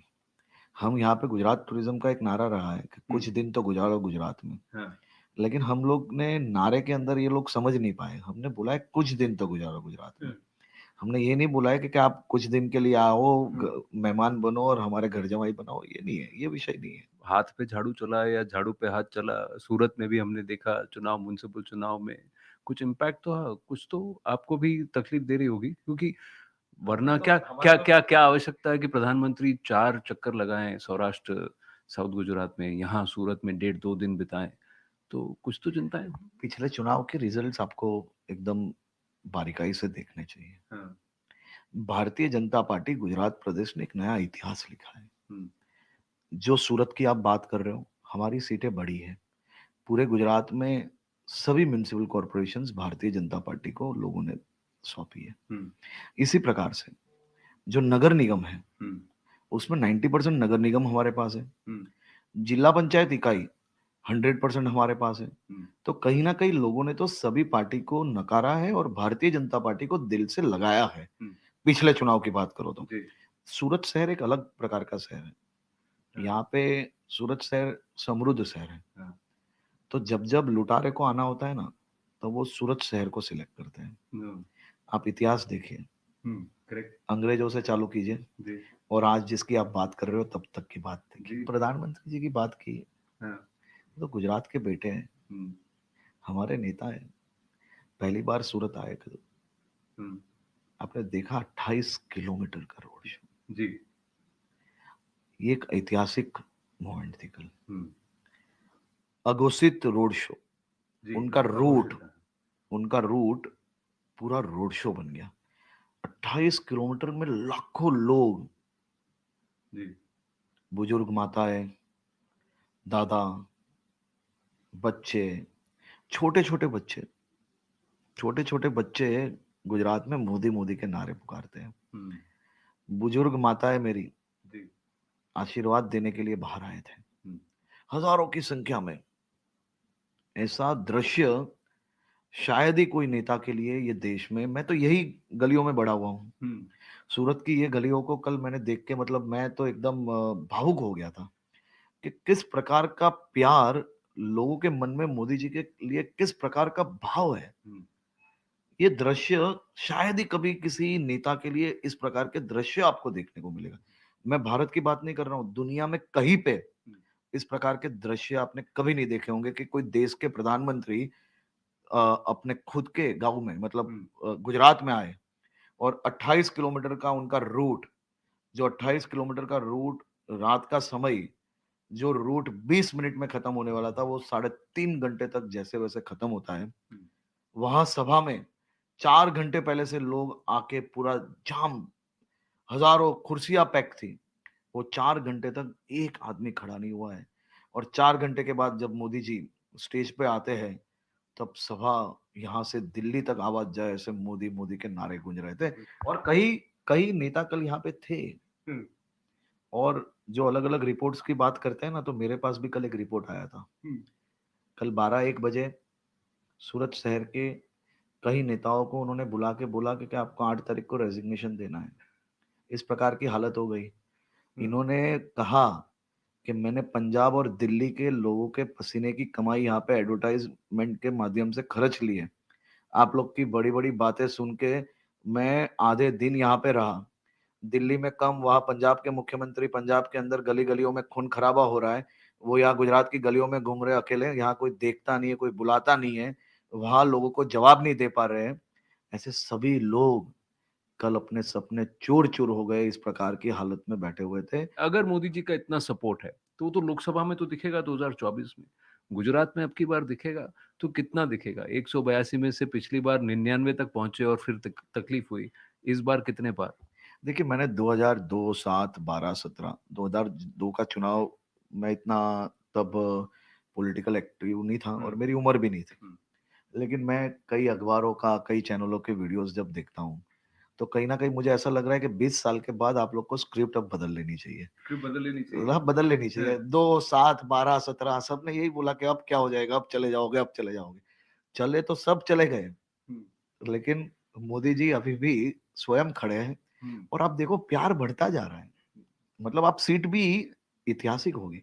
देखिए अभी वोटिंग हुआ नहीं है, तो आज आंकड़े पे बात करना ये थोड़ा जल्दबाजी हो जाएगी, लेकिन मैं जरूर आपको बता रहा हूँ कि भारतीय जनता पार्टी के कार्यकर्ता जिस प्रकार से मेहनत में लगे हैं और गुजरात की जनता ने जिस प्रकार से थाम लिया है, मैं ये मान रहा हूँ कि एक नया इतिहास लिखेंगे। तो 149 का रिकॉर्ड टूटता हुआ दिख रहा है। देखिए, वो तो आपको ही नक्की करना है। मैं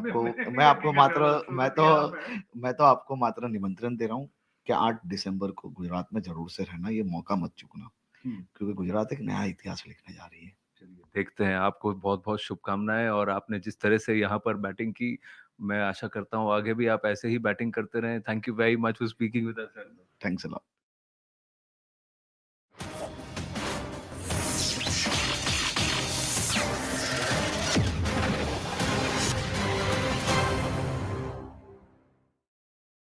Kashmir after the abrogation of Article 370. Khattar said that people in Jammu and Kashmir are now living under secure atmosphere and there is a huge investment potential in the Union territory. He even promised that Haryana government will help Jammu and Kashmir to become prosperous. मानव कल्याण की हमने आशा की है, हमने मन्नत मांगी है। देश की जनता, हमारे प्रदेश की जनता सभी खुशहाल हों, वैभवशाली बने और इनके रास्तों में किसी प्रकार की बाधा ना आए, इस प्रकार की कामना करते हुए और अभी जम्मू कश्मीर सरकार के साथ हरियाणा सरकार का एक हमारा आईटी टेक्नोलॉजी के सिस्टम को लेकर के बहुत से हमने नए जो प्रयोग किए हैं हरियाणा में और यहाँ की सरकार को पसंद आए हैं, तो एक एमओयू साइन करने की इच्छा यहाँ प्रकट की है, हमने स्वीकार किया, एक एमओयू होगा। Hello and welcome. This is CNN News 18. I'm Grihatul Siddiqui. Let's now take a look at some of the important news stories doing the rounds both nationally and internationally. While addressing a rally in Gujarat's Kher, Prime Minister Narendra Modi attacked Congress for questioning surgical strikes. Prime Minister said that Congress indulges in vote bank politics. The Prime Minister also said that some new political parties have also decided to adopt this kind of appeasement politics. हम कहते रहे कि आतंक को target करो, लेकिन कांग्रेस की सरकार आतंक को नहीं, मोदी को टारगेट करने में लगी रही। परिणाम ये हुआ कि आतंकियों के हौसले बढ़ते गए। देश के हर बड़े शहर में आतंकवाद सिर चढ़कर बोलने लगा। Another video of Aam Aadmi Party MLA Satyendra Jain has surfaced from the Tihar jail. The video was tweeted by the BJP today. In this latest video, a few men are seen as cleaning Satyendra Jain's cell and organizing his bed. The BJP has claimed that 10 men are giving room service to Aam Aadmi Party minister in jail. Now, this is the fourth video of Jain that has been circulated ahead of the crucial MCD polls in the national capital. जो video दिखाई दे रहा है कि किस प्रकार से मंत्री बनाए रखे गए सत्येंद्र जैन अरविंद केजरीवाल के द्वारा ताकि वो वसूली कर सके, मालिश ले सके, पकवान खा सके और उनको रूम सर्विस मिल रही थी तिहाड़ के अंदर। हम तो धन्यवाद देना चाहेंगे अरविंद केजरीवाल आपको कि लंदन, न्यूयॉर्क, पेरिस बनी नहीं, परंतु तिहाड़, थाईलैंड और रूम सर्विस और रिजॉर्ट जरूर बन गया। परंतु सवाल ये पैदा होता है कि ये प्रमाण आने के बाद आज भी सत्येंद्र जैन का इस्तीफा नहीं लिया जाएगा। BJP chief JP Nadda slammed Arvind Kejriwal-led Aam Aadmi Party during BJP's door-to-door election campaign in Delhi. Nadda, during this campaign, said that Tihar jail has become a massage parlor. People who were saying that a physiotherapist is giving the massage has turned out to be a rapist, he said. वो massage centre बना दिया, rapist therapist बन गया। शिक्षा का और स्वास्थ्य की जो उन्होंने चिंता की है जेल में, उनको सबको जेल में भेजने का इंतजाम हमारी जनता करेगी। After Satyendra Jain's latest video from Tihar jail emerged today, the BJP went all guns blazing against the Aam Aadmi Party. The Saffron Party tweeted a poster of Arvind Kejriwal and Satyendra Jain. BJP claimed that Jain has turned the jail into a meeting court. किस प्रकार से वो jail में रहकर भी dictate करता है terms. ये हिंदुस्तान की राजधानी दिल्ली, उसकी सरकार और उसकी जो तरीके हैं, अपार्ट फ्रॉम डिस्कशंस एंड तू मैं सत्येंद्र जैन जी के रख रखाव के लिए, उनके रूम के मेंटेनेंस के लिए, उनके रूम के अपकीप के लिए, आप सोच के देखिए किस प्रकार की ये मानसिकता है, ये किस प्रकार का वीआईपी ट्रीटमेंट है। सत्येंद्र जैन जो कि आज भी जेल में रहने पर भी मंत्री है, उसकी आज एक ये वीडियो और सामने आई जिसमें बकायदा उसके कमरे में हाउसकीपिंग की जा रही है, उसका बिस्तर बनाया जा रहा है, बेड बनाया जा रहा है, उसका तकिए लगाए जा रहे हैं, सफाई की जा रही है। और सबसे चौंकाने वाली बात जो सामने आई, उसके अंदर नीचे कालीन बिछाए जा रहे हैं, दो कालीन बिछ रहे हैं। क्या देश के लोगों ने इससे पहले ईमानदार आदमी ऐसा देखा था? ये जेल है, ये 5 स्टार होटल का कमरा। And Delhi Chief Minister Arvind Kejriwal has hit back at BJP after they tweeted Satyendra Jain's latest video from Tihar jail. Kejriwal took a jibe at the BJP and said that the Saffron Party has become a video company and will eventually open a video ward, while Aam Aadmi Party will do all the developmental work if they go on to win the MCD elections. Bharatiya Janata party ने दिल्ली के अंदर एक guarantee दी है कि हर ward में एक video की दुकान खोलेंगे। भारतीय जनता पार्टी अब वीडियो बनाने की कंपनी बन गई है।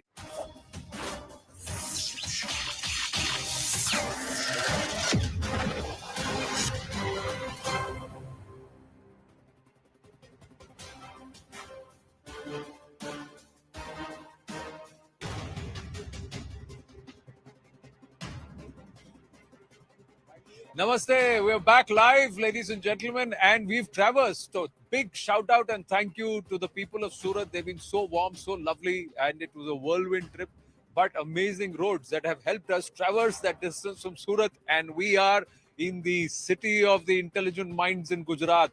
That is Vadodara, if I can say it. It's steeped in history, this city, and we've been able to get to this beautiful venue. An amazing museum behind me, Chhatrapati Shivaji here. This is the Sayaji Bagh. Brajesh ji is with me as usual. आइए थोड़ा इधर नजदीक को frame tight हो जाएगा. Sanjeev Pancholi of the BJP and Nishant Rawal of the Congress Party. Thank you for joining us at short notice. I have to tell our viewers live that we were hoping to come live to you from Kevadia tonight, but that couldn't happen. Hopefully soon through this Gujarat leg we'll be able to make that happen. But Brajesh ji, Vadodara is also significant because Prime Minister Narendra Modi rose to the national level when he fought from two cities. One was Varanasi, the other one. Obviously, another one was Vadodara, and the connect of Narendra Modi with Vadodara is very, very old. Way back in 75, 78, when after the emergency, if an emergency got lifted, he came to Vadodara, served the Rashtriya Swayamsevak Sangh for many years, and his connection with Vadodara again got cemented in 2014 when, as BJP prime ministerial candidate, he decided to contest the election from his home state seat, Vadodara, apart from Varanasi. Finally, he selected Varanasi. Now he is the representative of Varanasi. But obviously, his connect with Vadodara is too strong, and his connect with Vadodara, it also got reflected into the results in several assembly elections in the past. Vadodara, as a city which is holding 5 seats, all seats normally they go to the BJP. So a very strong hold of the BJP, this city, Vadodara. And obviously the another thing, most important, this is the headquarters of the central Gujarat, very crucial for the BJP. Absolutely. So Central Gujarat goes to polls on the 5th of December. So we are here a little bit in advance. But I must tell you that the first of the MPs from this city was the former Maharaja of Baroda itself, or Vadodara itself. And it was a Congress bastion. Congress bastion, sometimes the BJP till 1998. But what is the reason, Nishantji, if I might say, that since 1998, this has not seen a Congress Lok Sabha MP? There have been tussles and there are about 10 seats, correct me if I'm wrong, in the entire Vadodara district. How do you see the Congress's performance this time, especially compared to the kind of momentum it tended to have the last time around? See, Anand, the revolution started from 2017 in Vadodara. Already in district, we already won 2 seats after a long time, after 25 years. But since 27 years, when 5 MLAs of city, 5 MLAs of district, they all belongs to BJP. Member of Parliament since 25 years belongs to BJP. Municipal corporation belongs to BJP. So people of Vadodara was expecting a large, development in Vadodara. But when my NRI friends comes from Australia, comes from USA, they see the city and they tell me, Nishant, there is no new changes in the city. Why? I say, due to heavy corruption, due to lack of administration, due to lack of management, and the promises made by Mr. PM Modi that he will make Baroda as Shanghai in 2014 when he first time fought from here. He promised that Vadodara will be a smart city. You can't see even 5 kilometers of radius under the name of smart city. So in just 2 feet, in just 2 inches of rain, entire Baroda gets blocked due to Vishwamitri. See, Baroda having 2 models. Number 1 model, if you keep all the crocodiles of Asia aside, and only those numbers of crocodiles are there in Vishwamitri river. They spend more than 1,500 crore rupees to clean Vishwamitri for the riverfront project. Vishwamitri never changes. Vishwamitri is surrounded by the entire city. And just from Vishwamitri, all the mosquitoes of dengue are transferring in the city, and we having large issues, large problem of health as well. Corruption, health, and the people are very, very smart, but the city is not smart enough. Sanjeev ji. My congressman is bluffing a lot because he's not able to understand what the Vadodara is today. A long back before 27 years, there was only 3 bridges in the Vadodara. Nowadays, there is a 35 bridges in the Vadodara, and the biggest bridge of the Madhya Gujarat is going on from. Please excuse me. Please excuse me. Please excuse me. So we have a very wonderful big overbridge that is around the 4.5 kilometers in the Vadodara. See, it's a Vadodara is changing a lot. We had a previous. पर ये जो नदी में मगरमच्छ की बात कर रहे हैं उसका क्या? देखिए नदी में जो मगरमच्छ है that is an environmental since many years, पर हम जिस गार्डन में आज खड़े हैं वो सर सयाजी राव का आज जो गार्डन हमने दिया है, वैसे 135 गार्डन बड़ौदा में और हमने बनाया है। एक समय था कि कांग्रेस के कहीं काउंसिलर्स वी वर 36, दे वर 34, कोई इधर जाता था उधर जाता था, फिर उसके बाद में उन लोगों को 20 हो गए, अभी they are only 7 in Vadodara. So you can imagine in which manner the Vadodara has developed the city. So people have a very good trust on the Bharatiya Janata Party. That's why only 7 councillors of the BJP in Congress in Vadodara. 7 councillors, पर आपने तो यहाँ रहे भी हैं. You have also worked as a news reporter and you've followed everything. So who's right amongst the two? Let me put you on the spot, Brajit. And the biggest test of confidence about any political party is obviously the results. Yeah. And if you look at the assembly elections or the Lok Sabha elections, basically Vadodara is the best one of the BJP. There is no doubt about it. And not only Vadodara, even the surrounding districts, they consist the central Gujarat. So basically, like north, like south, like Saurashtra, even the central Gujarat, the hub is obviously Vadodara. It supports the BJP since last so many elections. So obviously, the Modi magic is still there. His developmental model as the chief minister of the state, as well as now as the prime minister, the biggest campaigner for the party. Obviously, it has the traction, and I think the people have some conviction. If that is the case, see, let's say your argument is right, but there is corruption, there is then it should be fertile ground for the opposition to grow. But why is the opposition shrinking? Anand, that's the problem. Due to this heavy arrogance, these people, the BJP has stopped watching around middle class people staying in Vadodara. Poor people are staying in Vadodara. They just stop. I'll just tell you, just 25 kilometers away, just a few months ago, the drugs manufacturing factory has been captured. Drugs manufacturing factory. Just 15 days, 20 days ago, before the elections been announced, one of the boy die in the drugs overdose.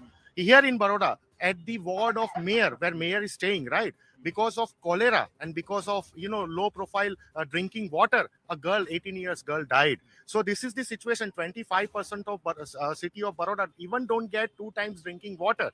I want to ask my BJP friend that why people of Baroda still need to use RO and they have to spend 15,000, 70,000 rupees in each and every house. Why they have to spend? Why they just use the tap water and drink the water? It's not possible in Baroda. See, it is not possible. It is no. Baroda, no. Particularly Baroda. PM Modi's dream was there that Baroda will be a model for the entire Gujarat because Baroda gave them so many seats. Baroda gave them continuously municipal corporation. Arrogance, due to arrogance. 2-3 points that you have said, Nishanti, let's take it across. पहला तो ये जो पानी जो tap से P सकते हैं, ये मैं भी चाहता हूँ कि नोएडा में भी ये हो सके, तो मैं तो सबसे कहता हूँ कोई भी नहीं चाहे वो कोई भी नहीं What is the best transportation, best university, आगे बढ़े, best public school? आगे एक एक करके करते हैं। तो आपने जो कहा कि एक विकास का मॉडल में सबसे बड़ा शुद्ध पीने का पानी होना चाहिए, नल से जल, और एक तो घर में नल और नल में जल, पर वो पीने वाला जल, ये तो आवश्यक है।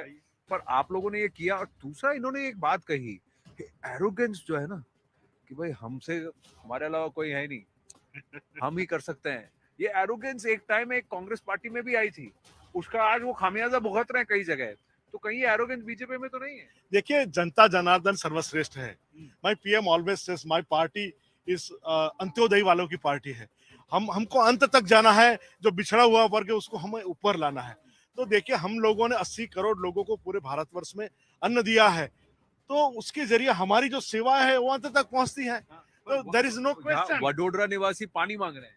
देखिए, वडोदरा निवासी पानी मांग रहे हैं। वडोदरा निवासी को 150 MLD का एक नया प्लांट जो हमने बनाया है, उसके जरिए जो प्रॉब्लम्स थे that has been solved out, नहीं पर हो गया। और मैं मेरे कांग्रेस के मेरे दोस्त को पूछना चाहता हूं कि आपने 60 साल भारत में राज किया था, तो कौन सा ऐसा शहर है जहां आपने टैप से पीने का पानी दिया, वो बताइए। It is not possible. Even we agreed that it is not possible still in India, but it will be the possible in the many cities in the India in future years. Right. So now they're saying critical basic issues. The fact is that the discourse, I'm very happy, has come down to deliverables and basic infrastructure issues and developmental issues. Obviously, I think it's very good if the political parties they discuss the developmental issues, because most of the time it's all about the polarization or the caste-based alignments. But if political parties, either BJP or Congress, if they discuss about the development-related issues, obviously it's a great thing for the democracy and electoral politics. But in case of the Congress party, what is their issue? The last time around, they made gains significantly in this region, which was not never before. It was a significant gain, if I remember correctly, from the magic wall that Zakat put up. But in this case, why is it that they seem rudderless and leaderless? Is it true? Is it false? I'll take this to Nishant after your observation. That's the problem of the Congress party in Gujarat for so long. You know, Congress is infested with factionalism. However, if you look at the population profile of Gujarat, it supports the Congress, not the BJP. But BJP could say it's a good track record as well as the organizational capability. They win Gujarat continuously. And as far as the assembly elections is concerned, 95 onwards. It's a great achievement. Never in any state of the country where the BJP has ruled, the party has ruled so long. So it's a record, and I think that's the best model they have to rule anywhere. Correct. So let me ask you, and let's do a critical analysis. The last time the Congress was able to mount a campaign around the three or the trinity of Jignesh Mevani, Alpesh Thakur, Hardik Patel, everything, and then you were able to pull the BJP below 100. Okay. That was a never before. It was like a big shock also. And the Prime Minister did a lot of campaigning towards the latter half. It's all fact. But where is the Congress after that? Those who joined the Congress have left it. Who's your chief ministerial face? You do not know. Who's going to be the voice? You do not know. When you may ask the right questions, Rishan, and you're very welcome to ask these questions of a ruling faction. But how are you going to mount a challenge when you yourself are in disarray? Is that not a cause for concern? Do you have a local leadership to back you? Do you have cadre on ground ready to work for you? See, Anand, as far as face is concerned in Indian National Congress Gujarat division, I am the face. Lakhs of karyakartas like me is the face of Congress party. Hand symbol is the case of Congress party. And face, the main face is Vichardhara. We are fighting against the Vichardhara of BJP, number one. Number two, they are talking about model. In which thing they are model? Model means number one in each and everything. Please listen me. Coming back to you, I have only one concern. The one concern is if you make your Vichardhara to oppose their Vichardhara, then you have a problem there seriously. If you make just opposing the BJP as your they, or that is my lakshya, that all I'll do is oppose the BJP, then you have a problem as a party, as a unit. I hope you realize that. Please go ahead. See, we are doing issue-based politics. Baroda is the hub of the central Gujarat, right? We have been allocated aims here because we are near to the borders of Rajasthan and MP as well, right? But due to Vijay Bhai Rupani, he is from Rajkot. They took the aims in Rajkot. Number two, in 2017 manifesto of BJP, the fraud paper of BJP, they mentioned that Surat and Baroda will have metro railway. There is no metro railway since 27 years of corrupted rule of BJP in Baroda, right? They also opened 8 to 10 years ago. They opened international airport in Vadodara. Not a single international flight is operating from Baroda airport. See, now this is something which I heard in Surat also, Sanjeev ji. Surat में बोला कि आपने international flight सिर्फ संजान के लिए किया है, and that too you need to open it up to other destinations also. So are the promises not fully kept? Are you going to lean back on COVID? COVID हो गया इसलिए हमने metro नहीं बनाया. No, Anand, it is not like that. Previously in Gujarat we have only two airports, the Vadodara and Ahmedabad. Nowadays Surat have an airport, nowadays Rajkot have an airport, nowadays DU have an airport. You see, now the Ankleshwar is going to be the airport city. So we are developing airports in lot of cities. The communications is going to be great, and the bullet train You see, it's a one of the best communication. It is one of the best communication from Ahmedabad to Mumbai. Vande Bharat train की हालत तो देखी ना. Have you seen the situation of Vande Bharat train? 4 times accident due to stray cattle. Vande Bharat train got lost. Engine got lost. Right? Have you seen? We have entire India Never get lost. Only the front part, that is the curvature of the plastic area, that has been only damaged due to the stray cattle's accident. But you see, nowadays we admit that, but it has been taken the precautions that there is no accident nowadays. Infrastructure development will come with challenges, but हम लोग गिनती कर रहे थे ना कि गुजरात एक perhaps density of airports में अगर देखा जाए तो it पूरे competes देश with में सबसे ज्यादा इतने एयरपोर्ट्स कहीं नहीं. अगर आप जो सो उठा के देखें, सूरत जो है सो वडोदरा, राजकोट, भावनगर, जामनगर, आप थक जाएंगे. 12 से ज्यादा ऑपरेशनल एयरपोर्ट और ऑलरेडी कई जगह एयर स्ट्रिप. तो as far as the airport density और the air strip density is concerned, Gujarat is far ahead than any airport state density is there, but flight density is not there is a complaint. But at least for all the major cities you have, for example, Vadodara, Rajkot, Surat, Ahmedabad, just count any other state in the country where the 4 major operational airports are there. I don't think so. So that's the great benefit you have. That's the benefit. But you heard Suratis also saying the same thing. They have the aspiration because you have a lot of trading community, business community, so they need the connections. And Surat was having a very long-standing demand to operate the airport because the airstrip was already there. So good thing is that air connectivity has been established. The domestic flights are there, but the aspirations are obviously too high. They need to connect many more international destinations. I have the last 60 seconds, so 2 सवाल पूछूंगा, छोटा-छोटा जवाब दीजिएगा. या झाड़ू का जादू है? See, in 2021, Aam Aadmi Party fought all the block elections and Jilla Panchayat elections in Gujarat. They got only average 2% vote share. People prefer Nota and Apaks Umedwar rather than voting for Aam Aadmi Party. So just in 1 year, what kind of magic Kejriwal will do and Aam Aadmi Party will fight against Indian National Congress? उनका लक्ष्य ये है कि झाड़ू से हाथ की सफाई. No, they are not. You can write down my word. They are not even going to open their account this time in Gujarat. They are not going to do. What are you going to? देखिए, जैसे UP, when the elections of UP, they were also claiming many seats, but the same thing will be happen as the previous we have seen in the fight is going to be between the Congress and BJP. Absolutely. It's going to be Congress and BJP. And perhaps Gujarat is one of the few states in the country where Congress is still the dominant force. Imagine, even in worst performance, they never got less than 40. And in last election, it was 77. Okay, 10 seats Vidhan Sabha in this region. How many for the BJP? Absolutely 10. All 10. We are winning all the 5 seats in district, and in city we are trying to win minimum 2 to 3 seats. So 50-50 at least for the Congress is what is their hope. So they are saying that they will make a dent. And Brajesh Kumar Singh is laughing. So I have to wind up on that note. We will continue to be in Vadodara through some parts of the day tomorrow. And then we got a very, very special surprise. Hope you've enjoyed this broadcast. Sanjeev ji and Nishan ji, thank you all the very, very best. Thank you for watching this special election coverage on the right stand. Zaka is ready with brass tacks.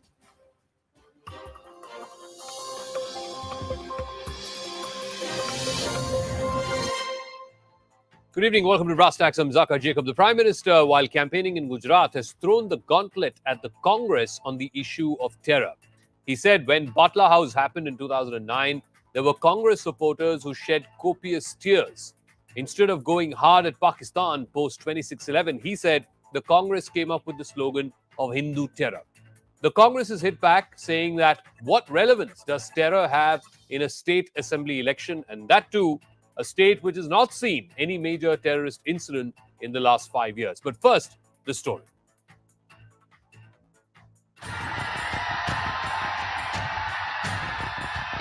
Ahead of Gujarat polls, Prime Minister Modi has launched a no-holds-barred attack on Congress on the issue of terrorism. ये लोग surgical strike पर भी सवाल उठाते हैं. Without mincing words, Prime Minister Modi said Congress went soft on terror in a bid to save its vote bank. Congress आतंकवाद को भी वोट बैंक की नजर से देखती है, तुष्टीकरण की दृष्टि से देखती है.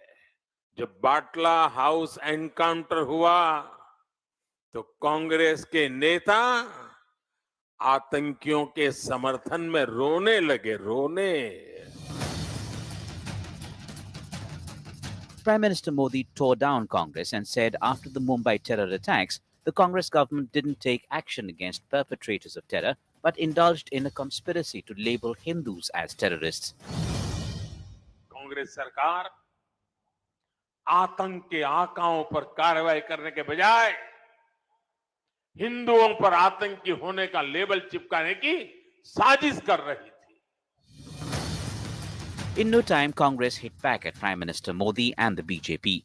Congress chief Mallikarjun Kharge slammed PM Modi, saying, "Don't lecture us on terror." Modi ji, Shah ji सभी परेशान, उसीलिए उन्होंने अपने पूरे हिंदुस्तान की फौज बीजेपी की सिर्फ गुजरात में लगा दी.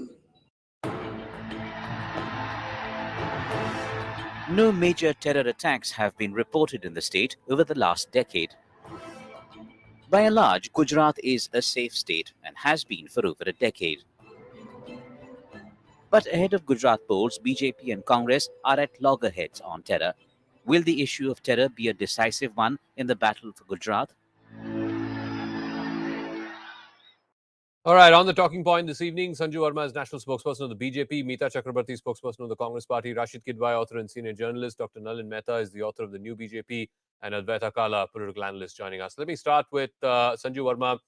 The Congress is asking, and other opposition parties are asking, what is the point of talking about terror incidents that happened 10 or 15 years ago, and especially in a state like Gujarat, which is voting for a new assembly? What relevance does this issue have?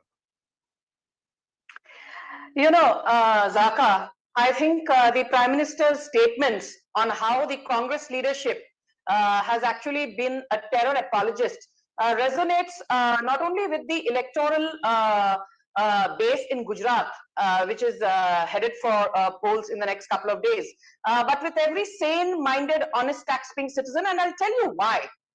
You know, recall the 1993 Mumbai blasts. Who was the Prime Minister? It was Narasimha Rao then. I, for one, cannot forget 26/11. Being a Mumbaikar, it was horrifying. And we have on record, you know, I've done a show on your channel as well. The ex-Air Chief Marshal Fali Homi Major is on record saying that the Army, the Navy, the Air Forces, they were well equipped to take on Pakistan. There was ample proof of Lashkar-e-Toiba being involved. But Manmohan Singh did not give the green signal to attack, you know, these terror camps in Pakistan. And then you compare that with Balakot, which happened in 2019 post the Pulwama attack. In Balakot, for the first time, an Indian regime actually went beyond 30 kilometers into the heart of the Khyber Pukhtunkhwa region, which had never been done. Not to mention surgical strike of September 2016, you know, which also was a first in more ways than one. The limited point I'm trying to make is that for BJP, there is zero tolerance for corruption. There is zero tolerance for terrorism. And I can say this with a lot of confidence. I will actually repeat what Amit Shah said, because I think that encapsulates the ethos of what, you know, Gujarat has come to signify in the last 27 odd years since the BJP has been in power there. You know, during the Congress dispensation, as Amit Shah mentioned, 365 dinon mein se 250 din, out of 365 days, 250 days, there was some law and order problem, communal tension or curfew. Whereas in the last 2.5 odd decades, you know, show me one major incident, a major terror attack that has happened. Gujarat has largely been a peaceful state. So And let I'll me just ask end by saying one Meeta. thing. Let me ask Meeta Zaka, 10 Chakrabarti. seconds. Let me ask Meeta Chakrabarti. So, ma'am, the point is that what the Prime Minister is trying to flag is that the Congress has been soft on terror, whether it's Batla House, whether it's 26/11, whether it is coming up with this coinage of Hindu terror without any evidence to back that claim. That is what is having resonance in Gujarat. Okay, good evening to all your viewers. First of all, Congress is a party which has lost two of our tallest leaders and former Prime Ministers of India, Indira Gandhi ji and Rajiv Gandhi ji, to terror attacks. To say that a party like Indian National Congress that fought for the country's freedom, that built the nation, and that governed the nation for such a long time, and that is still the second largest party of India as of today, and is politically so relevant, and that has lost two of our tallest leaders and two of our former prime ministers to terror attacks. To say that we are sympathetic and empathetic with, we show empathy.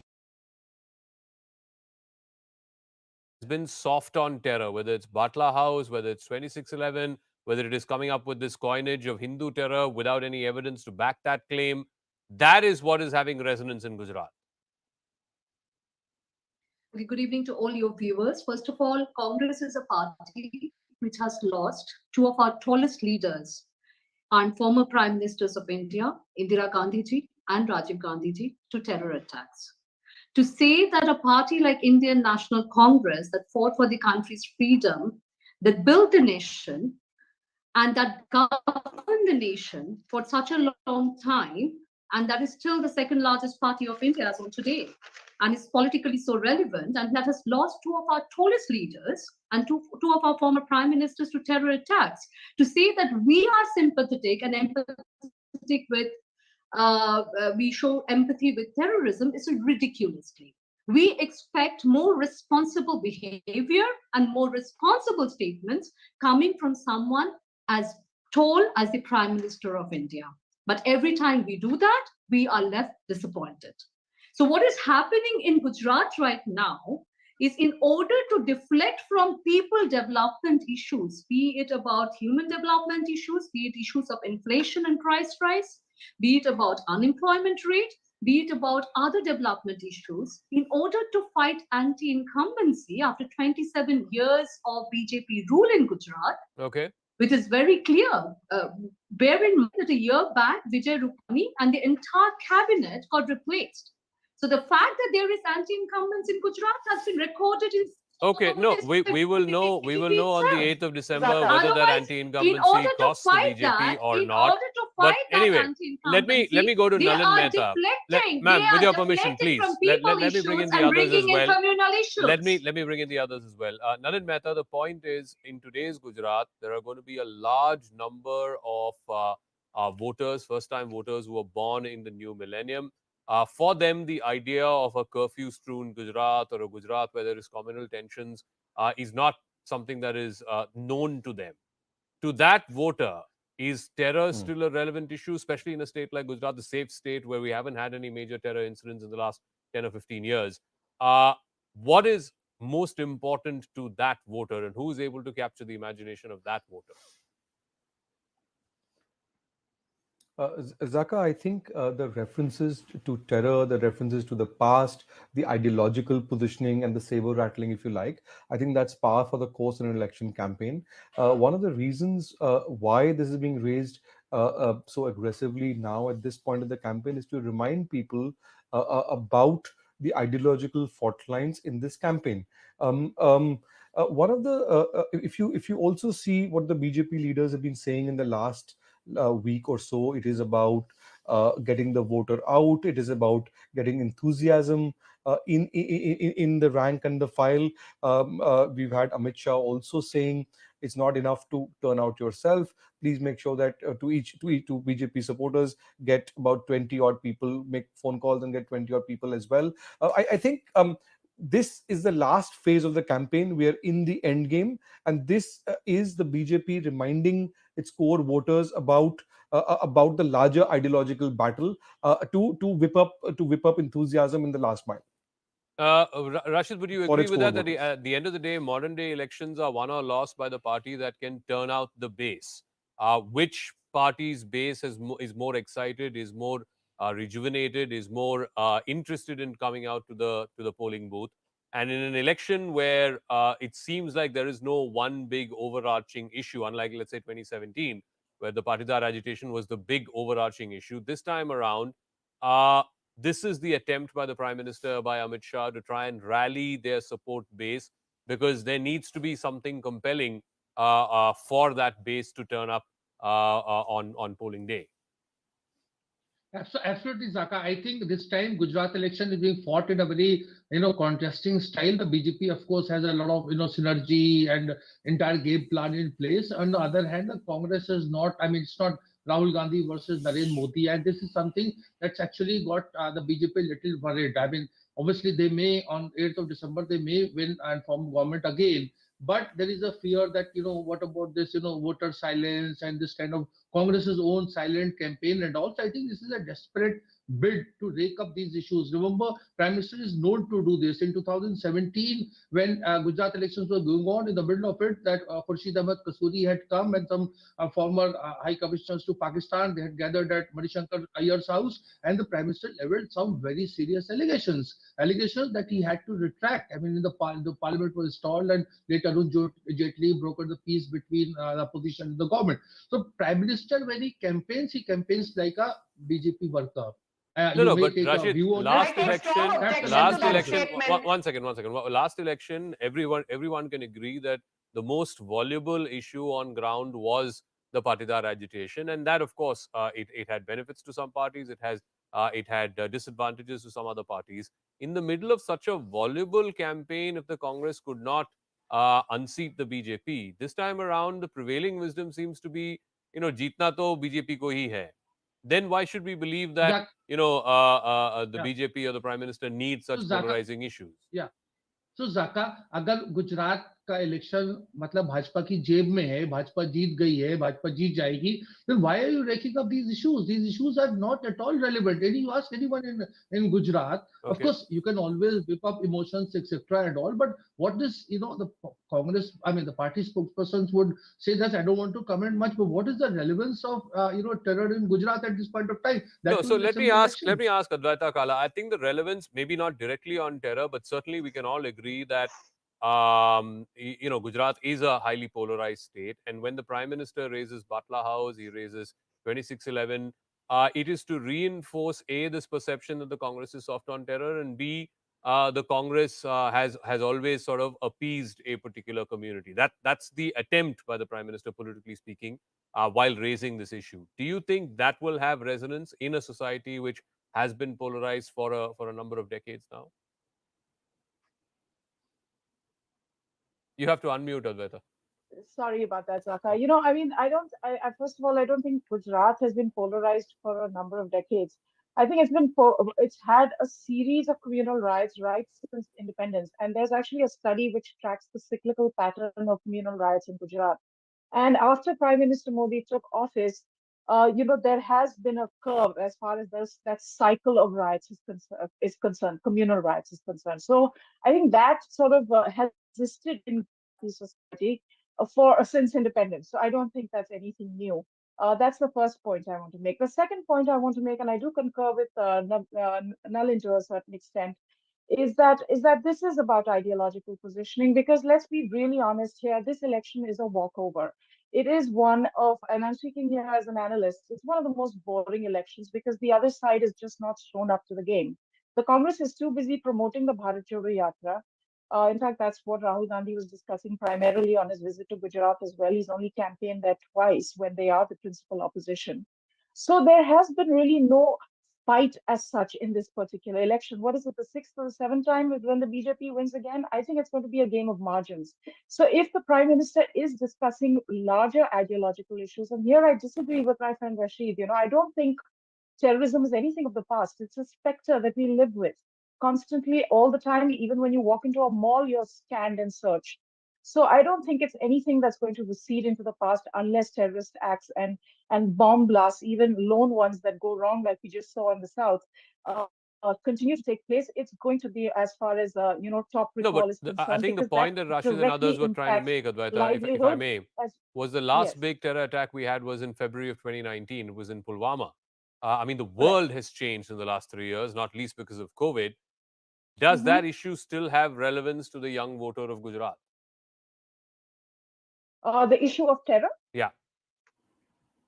Or the issue of the fact that our security forces were attacked in that particular terror attack, and that they are constantly being attacked by terror in the northern part of the country. I think it most certainly does. I think it's a very relevant issue for any Indian, not just for the young Indian.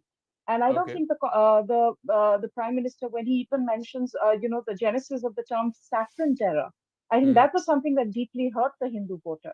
So there again, he's bringing up issues which do resonate. And I Okay. think he's also putting Congress on the mat and saying, get up and react, because the Congress, frankly, the somnolence that they've displayed in this particular election is scary for anyone who wishes to see an opposition that's alive and kicking. So Sanju Verma, I mean, if the Congress is not taking this election seriously, Rahul Gandhi campaign there barely for a couple of days, clearly compared to 2017, the Congress's campaign has been rather muted.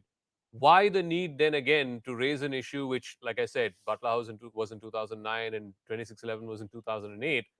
It's been 15 years since. So what exactly is the attempt going on here? Zaka, let's be very clear. And, I will not allow a statement on the Prime Minister's credibility to be made and me sitting here as the national spokesperson, allowing Rashid Kidwai to get scot-free. Let me remind Mr. Kidwai that if you're calling the Prime Minister a BJP worker during campaigning, I can say the same to you. You're not a neutral journalist, but a Congress darbari at the least, and an acolyte at the most, with, nothing that speaks about neutrality from any angle whatsoever. Now, coming to the moot point, let's be very clear, Zaka. If you recall, just a couple of months back in June 2022, the Supreme Court gave a clean chit to Narendra Modi and upheld the investigation done by the SIT, saying that there was no planned criminal conspiracy pertaining to the Gujarat riots by the Narendra Modi dispensation way back in 2002. And what did we see? Barely within few hours of the judgment coming out from the apex court, no less. You had the likes of Jairam Ramesh, you had the likes of Ajay Makan, and a whole host of Congress leaders and their paraphernalia, sitting in protest at the Jantar Mantar in support of whom? In support of Teesta Setalwar, who the Supreme Court said with malafide and ulterior motive deliberately kept the pot boiling with respect to a false narrative on the Gujarat riots. There has been a whole cottage industry of leftists, of journalists, or other people who fancy themselves as journalists, of left-leaning academicians who have trolled Narendra Modi brutally and viciously for a crime which he did not commit. So it is very important for the people of Gujarat, for the people of this country, for young India to know that here is a man today who's not only the Prime Minister of one of the largest democracies in the world, but also a global statesman in his own right, how he was vilified, how he was maligned, how he was sullied. And let me just end by saying one important thing.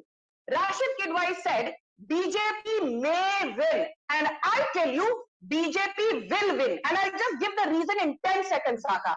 Look at 2014.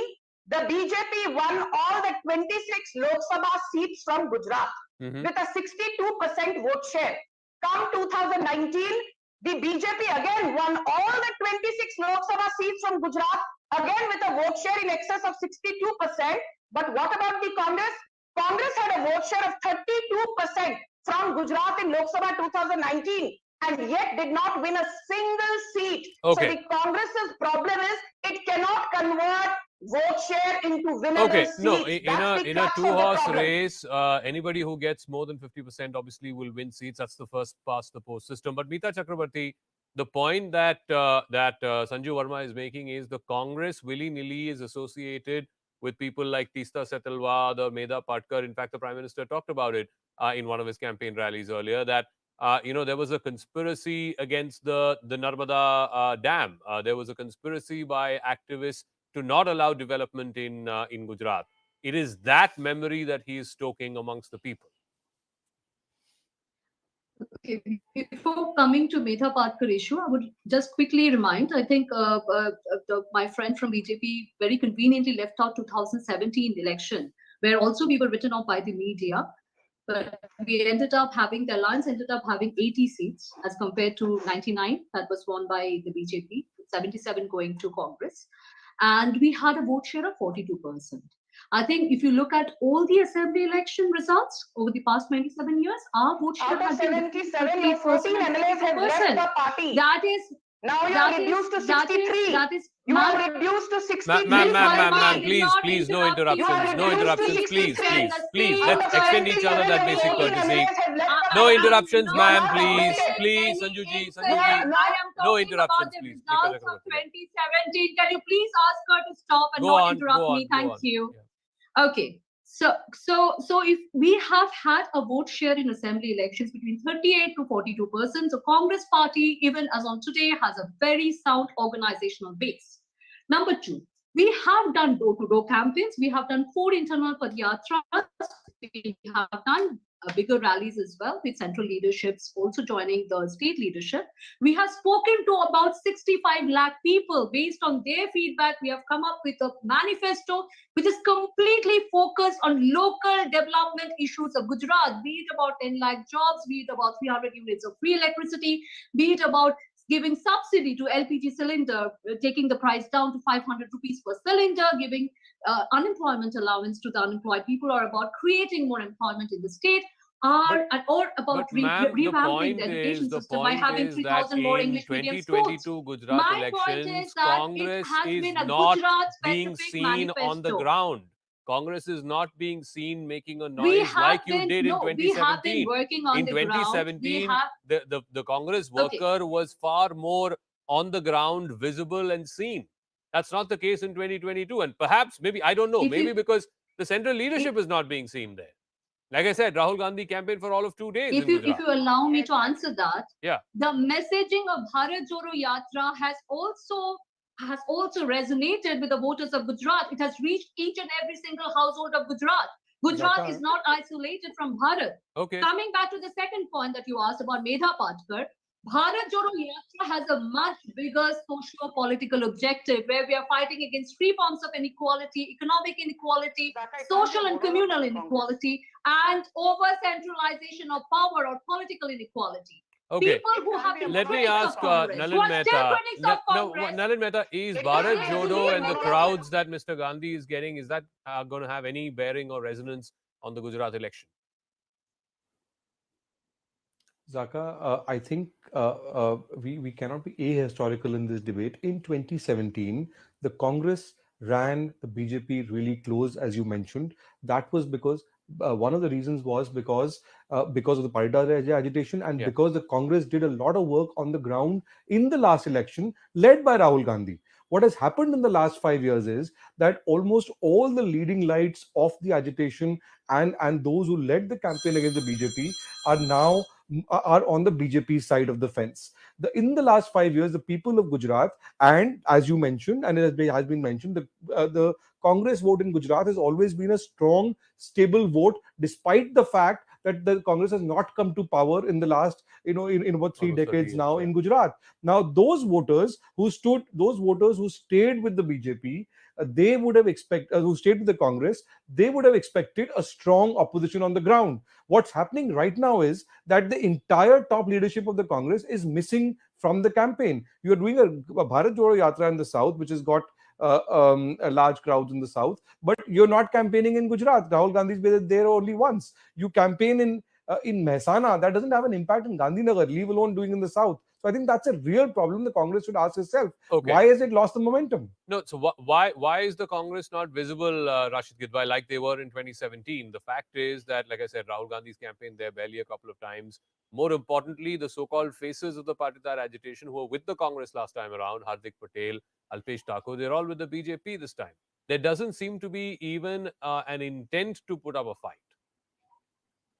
I think, Zaka, that's your view, but perhaps I have been saying this Congress is fighting this election. This is a kind of experiment. They have tried to disengage Rahul Gandhi in the sense that Rahul Gandhi versus Narendra Modi kind of contest in an assembly election, and they are in Himachal also they fought in a similar fashion. So this is the thing, and we have to wait for the outcome. The BJP may win. I do not know why my friend Sanju Verma, whose attention span is very little, got so worked up. obviously in India, assembly elections are fought on political parties' lines, and whether it's a prime minister or a chief minister or so, they go there as star campaigners of their respective political parties. So in that sense, everyone who's campaigning there is either a BJP worker or a Congress worker or so. This Okay. is a badge of honor. No, This so is not let me give the final word to Advaita Kala.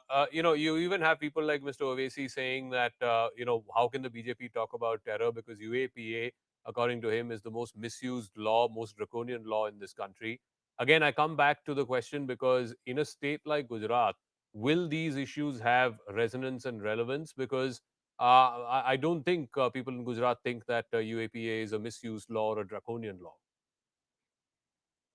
I mean, Mr. Ovesi had a problem with Simi being banned as well. So, there is a certain perspective from which he comes, which is kind of, separated from the reality on the ground.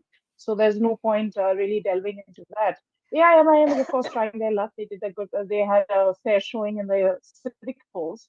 And now I think they're contesting something like 13 or 14 seats. And I'm definitely sensing this sort of drift that is on with the Congress. The AIMIM as well as AAP has sensed it, and they're it's like blood in the water for a shark. They're in there, and that's why the Congress continues to astound that it is so busy resurrecting Rahul Gandhi that they are not thinking about resurrecting their fortunes in the two states where they are the principal operation. I mean, and the opposition, and this Okay. cannot be reiterated enough. I mean, Congress, you are the principal opposition in these states. Why are you not there beating the ground down and working hard and pushing the narrative and getting your message across? I Okay. feel like they're thrown in the hat. And that truly makes this I Gujarat go election a back to boring what election. Amit Shah BJP had was said that. even in our Gujarat Adivation, that he believes that the principal fight even today is between the Congress Is and the with the BJP. Congress. How many seats each party will end up with, that of course only the voters will decide. We'll leave it at that. Thank you very much to all our guests. What I'm going to do now is to take a quick break. When we come back, right on the other side, unprecedented protests happening in China over Xi Jinping's zero COVID policy.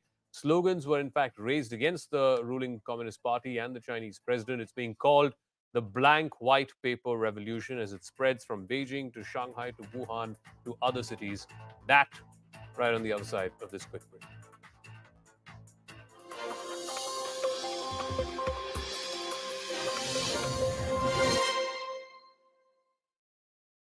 Gujarat Assembly votes. और ये जो आम Aadmi party का नमूना आया है ना यहाँ दिल्ली से, यह तो आतंकवाद का सच्चा हितैषी है। अयोध्या में राम मंदिर का विरोध करता है, भारत के सैनिकों से कहता, बहादुर जवानों से कहता, इसका प्रमाण क्या है? Amit Malviya took to Twitter to attack Rahul Gandhi for performing Ma Narmada Aarti at the Omkareshwar temple in Madhya Pradesh. The BJP leader wrote, and I quote him here, "Why is the Congress in such tearing hurry to prove that the son of a Catholic mother and a Parsi father is a Hindu?" Unquote. Malviya later accused the Congress of doing theatrics to gain votes. Aftab Poonawalla is likely to undergo polygraph test at the Ambedkar Hospital on Monday, according to senior Delhi police officials and officials of the Forensic Science Laboratory. Now, earlier, Aftab had undergone a medical test and was reported medically fit for the polygraph test. A new development has now come to fore in the Shraddha murder case. Transactions that were made in Himachal Pradesh's Tosh area, where the couple had vacationed, are now being searched.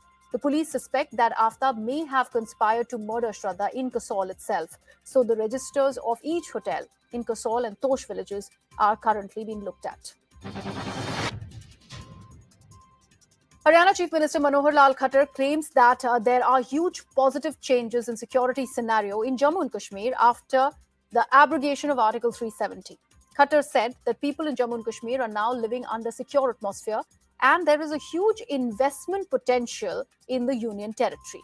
He even promised that Haryana government will help Jammu and Kashmir to become prosperous. मानव कल्याण की हमने आशा की है, हमने मन्नत मांगी है। देश की जनता, हमारे प्रदेश की जनता सभी खुशहाल हों, वह खुशहाली बने और इनके रास्तों में किसी प्रकार की बाधा न आए, इस प्रकार की कामना करते हुए, और अभी जम्मू कश्मीर सरकार के साथ हरियाणा सरकार का एक हमारा आईटी टेक्नोलॉजी के सिस्टम को लेकर के बहुत से हमने नए जो प्रयोग किए हैं हरियाणा में और यहाँ की सरकार को पसंद आए हैं, तो एक MOU साइन करने की इच्छा यहाँ प्रकट की है, हमने स्वीकार किया, एक MOU होगा। Hello and welcome. This is CNN News 18. I'm Grihatul Siddiqui. Let's now take a look at some of the important news stories doing the rounds both nationally and internationally. While addressing a rally in Gujarat's Kher, Prime Minister Narendra Modi attacked Congress for questioning surgical strikes. Prime Minister said that Congress indulges in vote bank politics. The Prime Minister also said that some new political parties have also decided to adopt this kind of appeasement politics. हम कहते रहे कि आतंक को target करो, लेकिन कांग्रेस की सरकार आतंक को नहीं, मोदी को टारगेट करने में लगी रही। परिणाम ये हुआ कि आतंकियों के हौसले बढ़ते गए। देश के हर बड़े शहर में आतंकवाद सिर चढ़कर बोलने लगा।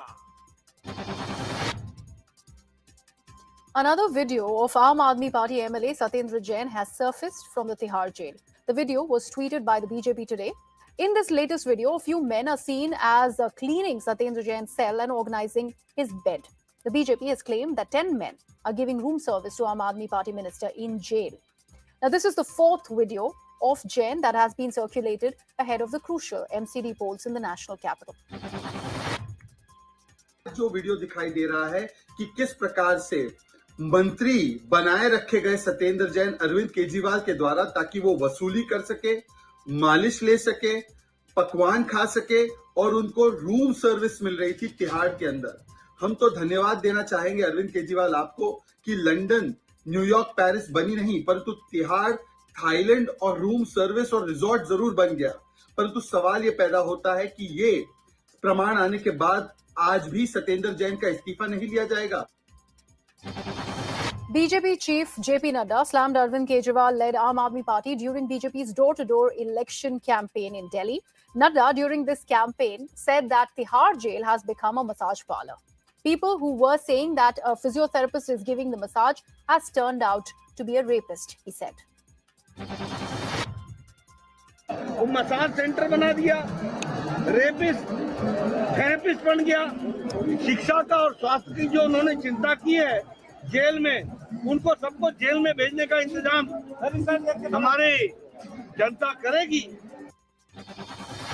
After Satyendra Jain's latest video from Tihar jail emerged today, the BJP went all guns blazing against the Aam Aadmi Party.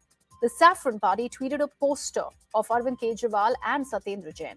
BJP claimed that Jain has turned the jail into a meeting court. किस प्रकार से वो jail में रहकर भी dictate करता है terms. ये हिंदुस्तान की राजधानी दिल्ली, उसकी सरकार और उसकी जो तरीके हैं, अपार्ट फ्रॉम डिस्कशंस एंड तू मैं सत्येंद्र जैन जी के रख रखाव के लिए, उनके रूम के मेंटेनेंस के लिए, उनके रूम के अपकीप के लिए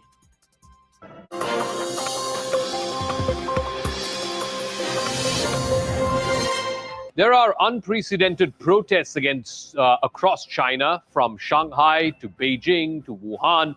People are sick and tired of the zero COVID policy, which has seen multiple lockdowns, mass testings, and quarantines at a time when the rest of the world seems to have moved on to better and normal times. For the first time, there were slogans against Xi Jinping and the ruling Communist Party. These are kind of protests that China has not seen since 1989 and the Tiananmen Square massacre. But will there be a political fallout on Xi Jinping, particularly after he secured a historic and unprecedented third term only in October? What will it take for these mass protests to threaten the Communist Party's stranglehold over Chinese citizenry? But first, the story of mass protests across major cities in China. The zero COVID policy has been a disaster, both economically and politically inside China. Top U.S. health officials add it probably won't stop the spread of COVID-19. That's as thousands of demonstrators across China risk the regime's wrath to protest its pandemic strategy. Some are calling for Chinese President Xi Jinping to step down. These dictators, unfortunately, have pretty sophisticated means of remaining in power. The demonstrators say they oppose China's repeat lockdowns and strict quarantines. This man is urging even more people to take a stand. I think it's going to be very, very difficult for China to be able to contain this through their zero COVID strategy. Chinese state media disputed that in a newspaper editorial Sunday. It called the zero COVID approach scientifically effective. But the country has reported an increase in new COVID-19 cases for 6 days straight. They went into a prolonged lockdown without any seeming purpose or end game to it, which really doesn't make public health sense. Dr. Anthony Fauci calls China's vaccination plan baffling. He says it doesn't focus on vulnerable populations or use the most effective vaccines. I would recommend that they pursue the strategy of making sure everybody gets vaccinated, particularly their elderly. Let's bring you up to speed with these pictures. Where are we getting these pictures from? It's not just small towns. It's across the biggest cities of China, from Beijing to Shanghai, Wuhan. And it all started, as Selena said a moment ago, what happened in Urumqi, in Xinjiang, where a bunch of people were trapped inside a quarantined building. The building caught on fire. Firefighters were not able to get to that building because it was a COVID zone. This, of course, is also popular anger and frustration at Xi Jinping and the ruling Communist Party's zero COVID strategy. Remember, China has this strict zero COVID strategy at a time when the rest of the world, including, countries like Qatar, are hosting the World Cup right now. So Chinese citizens have been seeing this in their television screens and asking questions of their government as to why don't we have anything like a normal life. And then, of course, in Beijing, as well as in Shanghai, overnight, that's Saturday night and Sunday night, you had cops and protesters, sometimes even coming to blows. In Beijing, of course, it was in the Liangmahe part of town. It's central Chaoyang district in Beijing. In Shanghai, too, they were protesting at a street named after Urumqi, the provincial capital of Xinjiang, which is where the protests started off from. So clearly, it seems like a bit of a watershed moment, if you will. China has not seen this scale of protests and this breadth of protests across cities since the 1989 Tiananmen massacre. Let me now go across to our guests who are joining us on the broadcast this evening. Professor Brahmachalani, strategic affairs expert. Aina Tangent is a political affairs commentator. Atul Malhotra is a former diplomat and Indian foreign policy expert, and will also be joined by Victor Gao, who is a former foreign ministry spokesperson in Beijing and now currently the chair professor at Suzhou University. Brahmachalani, let me start with you first. China is not a place that is used to or has seen this kind of mass scale of protests. How much of this is a reflection of people being sick and tired of the zero COVID policy, and how much of this is anger against the ruling establishment? The popular uprising is a watershed moment for China, as you rightly called it. The protests in China may have been triggered by the harsh COVID-related lockdowns, but they have snowballed into anti-Xi Jinping and anti-Communist Party demonstrations. The protesters have openly demanded democracy and freedom. They've also been holding blank sheets of paper. Blank sheets of paper have become a symbol against government restrictions on speaking out against repressive policies. The protests are remarkable and also unprecedented, given that China has a record of imposing severe punishment on protesters, including handing them long jail sentences. It takes immense courage to participate in protests in China. In the current protests, many have been arrested by police. And in the coming days and weeks, the security forces are going to use the country's surveillance system, which relies on facial recognition technology, to arrest more people. Yet the protests not only continue, and this is remarkable, not only do they continue, but they have spread to most cities. The protests hold larger international implications, as underlined by the fall today in stock futures and oil price. The protests, after all, could exacerbate China's economic slowdown. But the implications of the protest for the future of communist rule in China are ominous. Not only are the protests spreading in China, but also new COVID infections are surging in the country. And the surge in COVID cases compounds Xi Jinping's zero tolerance approach to COVID-19. So let me ask Aina Tangent that. It's not just about protesting against the zero COVID policy, but many of these people, young people, coming out and showing blank pieces of paper. People are calling this the A4 revolution, white flowers, basically against the state, not allowing them to express themselves. So it's not just against zero COVID, but it's also a protest against the ruling party and its policies of clamping down on these protests, clamping down on what people think of zero COVID and how badly it's affected their lives. Well, you may well state so, but I don't think that's the real situation. If you look early in during COVID, the government had a 95% approval rating for their handling. But after 3 years, after seeing, as you pointed out in the report, people unmasked, watching football, people just don't know. They don't read the science. They just think, well, I should be free. Well, freedom comes at a price. It's called responsibility.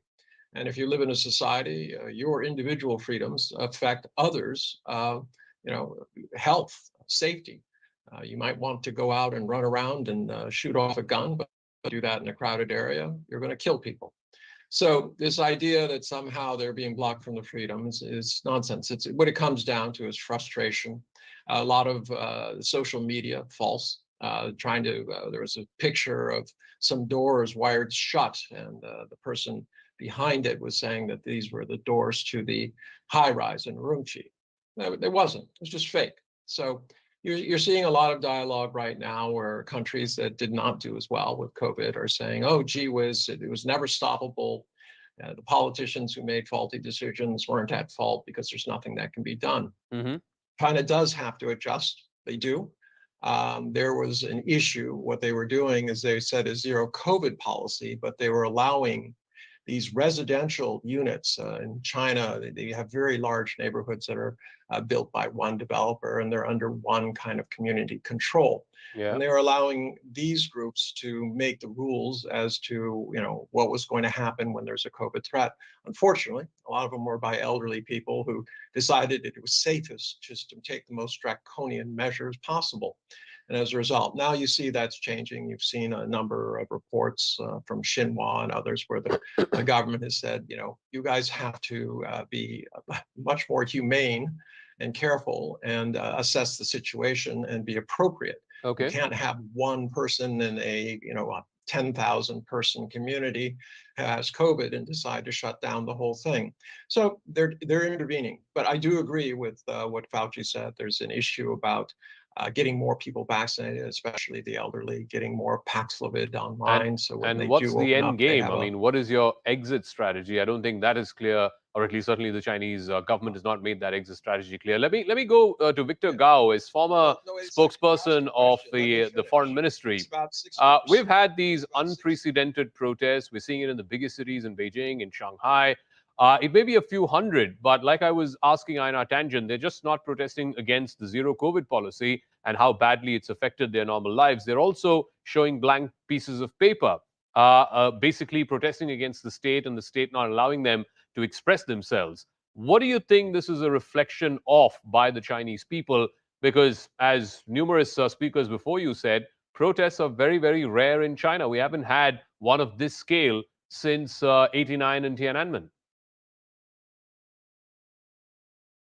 Thank you very much for having me. First of all, it is very rare in China to have such large-scale protests taking place, not in one city, but in quite a few cities. Mm-hmm. And I do hope the Chinese government authorities will take immediate action to get to the bottom of the situation and heed the legitimate concerns expressed by the protesters to the extent possible, and also will do their best to make sure that the protests do not spread around in the country.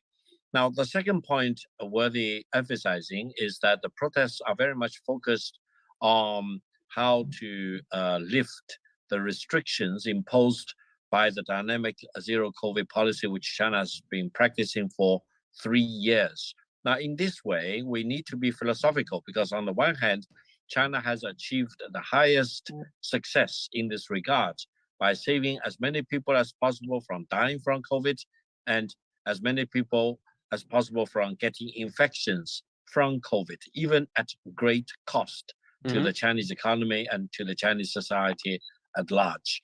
But now I think the Chinese government is already in the middle of making a transition from the original orthodox version of the dynamic zero COVID policy to a more flexible version of the policy, which need to accommodate two goals. One is still minimizing deaths, minimizing infections, but on the other hand, to achieve normalcy for daily life and economic activities for China as a whole. I think this transition period is difficult, but I do believe the Chinese nation will be able to unite together to go through this transition period with minimum hiccups. Achal Malhotra, when Chinese people are sitting at home, locked in, watching, let's say, the Football World Cup, and they're looking at these stadiums of 20 and 30 and 50,000 people not wearing masks, it sort of gives them the impression that, look, the rest of the world has moved on from COVID. If the World Cup can be hosted in Qatar, why are Chinese people still living as though it's 2020?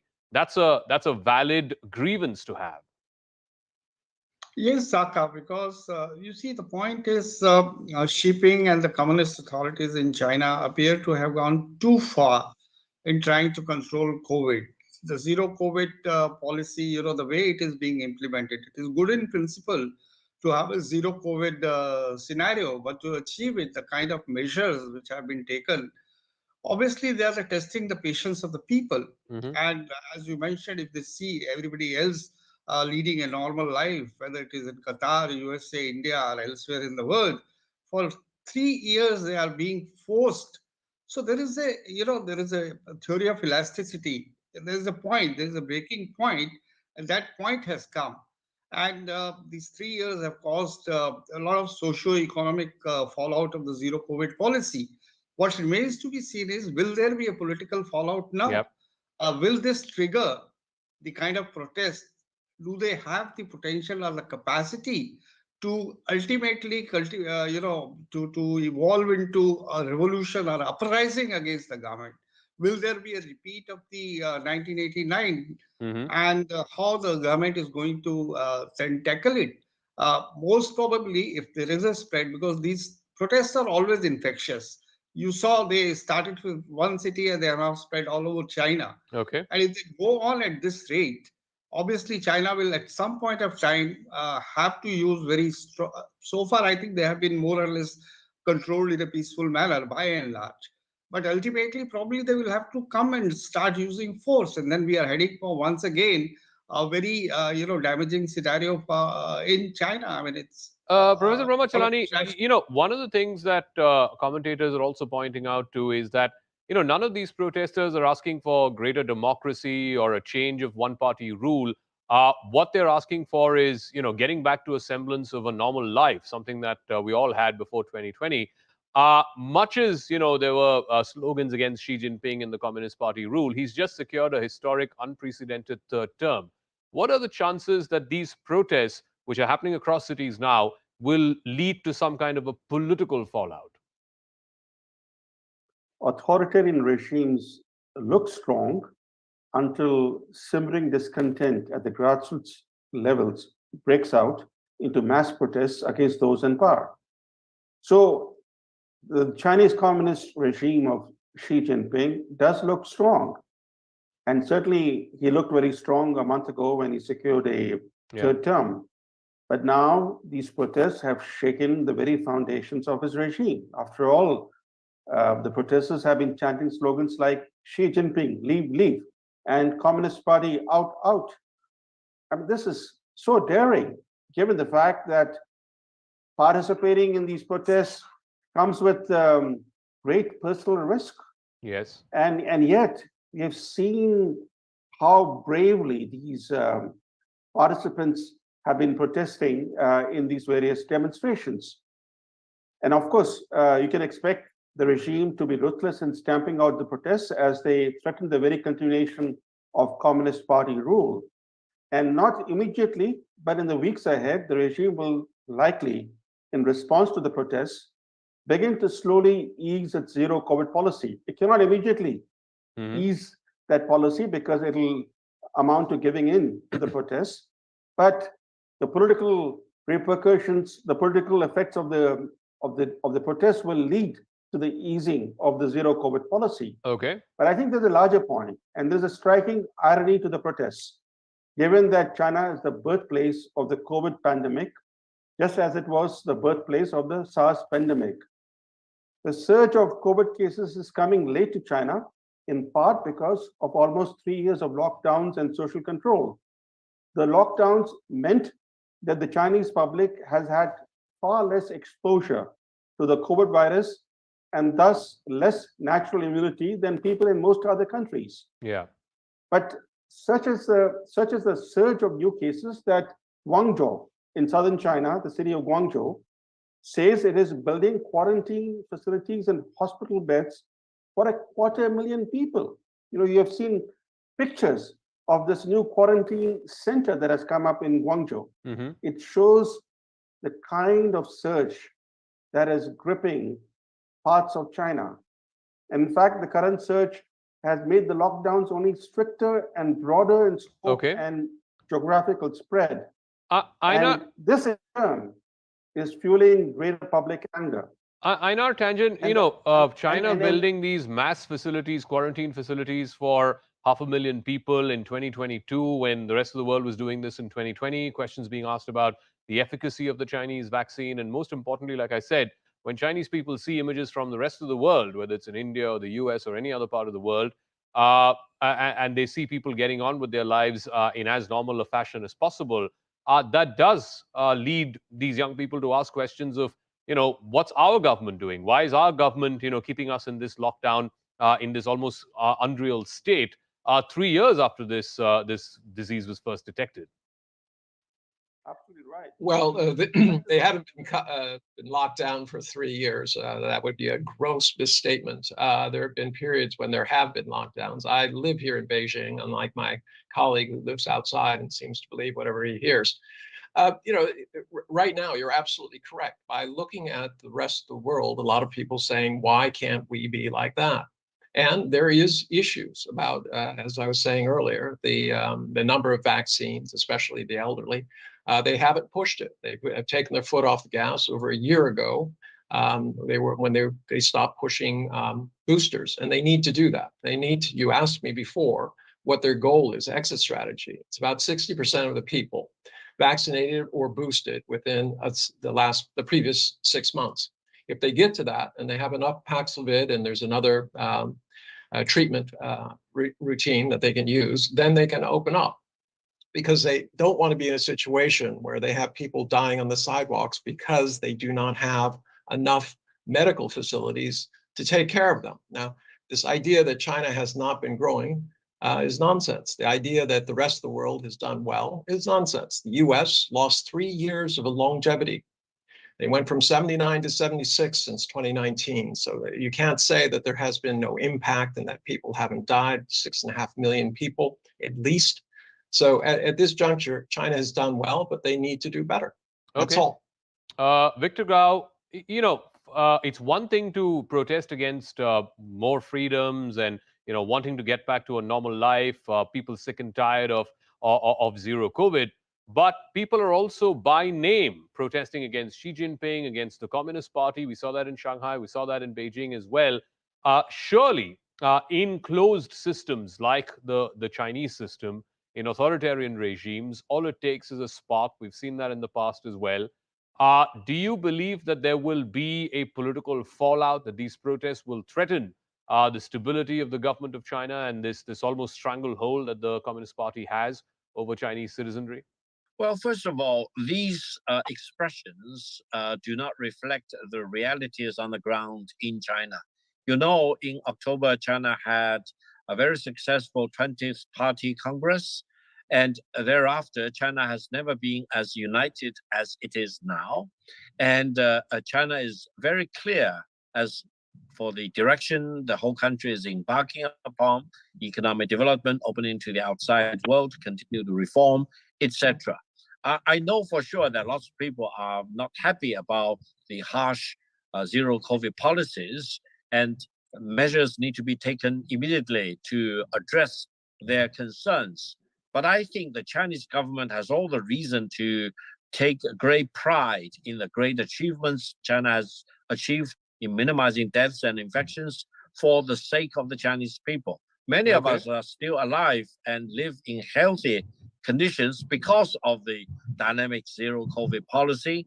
And I believe the protesters will eventually calm down and realize that while they are happy legitimately about the frustrations, the inconveniences, the hiccups in their daily lives, they go through this painful process for the greater good.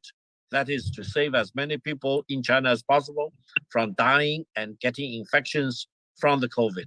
Eventually, I think we need to serve our own personal interests as well as the society's interest as a whole.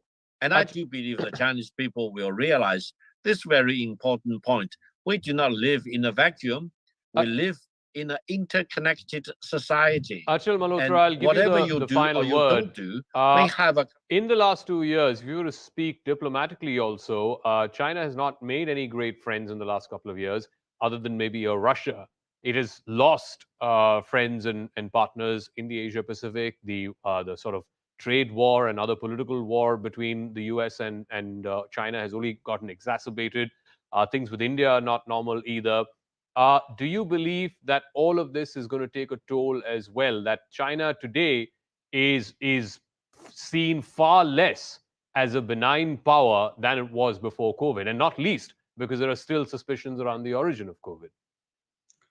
Yes, this anti-China sentiment started soon after the so-called Wuhan virus campaign. But fact of the matter is that for several years, all over the world, everybody had embraced China and welcomed its peaceful economic rise. But as soon as there was a realization that dependence on China was growing beyond a certain point, and I think President Trump was first to realize it or raise voice about it. That's how I look at it. And since then, everybody is looking at the possibilities of, reducing dependence on China in one way or the other. And of course, China's aggression and aggressive policies in the South China Sea have already earned him a lot of enemies, and there is already a Quad has been formed to counter this possibility.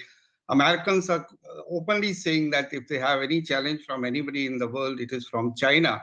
But at the same time, at this point of time, and for quite foreseeable future, I think the world is going to adopt a policy of containing as well as engaging China, because for several years, dependence cannot be removed by overnight operations. You have to slowly build your own capacity, supply chains. Have to ensure that the dependence, over dependence on China is reduced to the extent possible. So we'll leave it at that. Achal Malhotra, Brahmachalani, Victor Gao, and Aina Tangent, thanks for joining us with your thoughts. But like I said, it's the biggest challenge to Xi Jinping, especially after he's secured this unprecedented third term. People are signaling in absolutely crystal clear terms that zero COVID is unsustainable. They want to get back to a semblance of normalcy, and the Communist Party better heed the message coming from the street.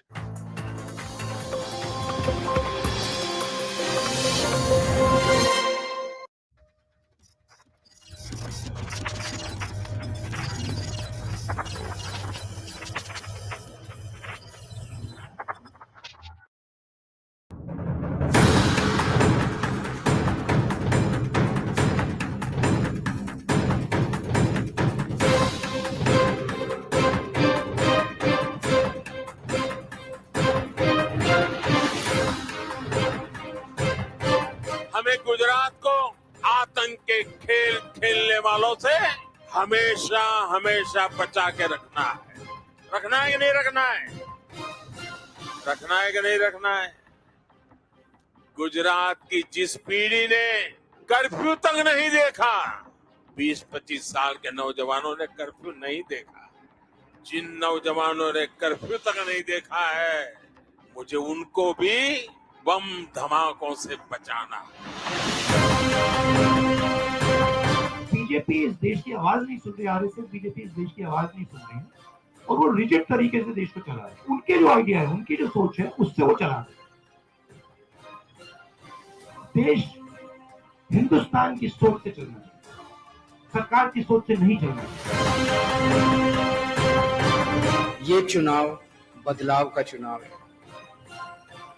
सभी व्यापारियों ने हमें भरोसा दिया है, और जब मैं बोल रहा हूँ सभी, तो लगभग सभी व्यापारियों ने भरोसा दिया है। वो खुल के साथ नहीं आ सकते, उनकी मजबूरी है, नहीं तो उनका धंधा चौपट कर देंगे। लेकिन अंदर खाने एक एक व्यापारी इस बार आम आदमी पार्टी को वोट देने वाला है।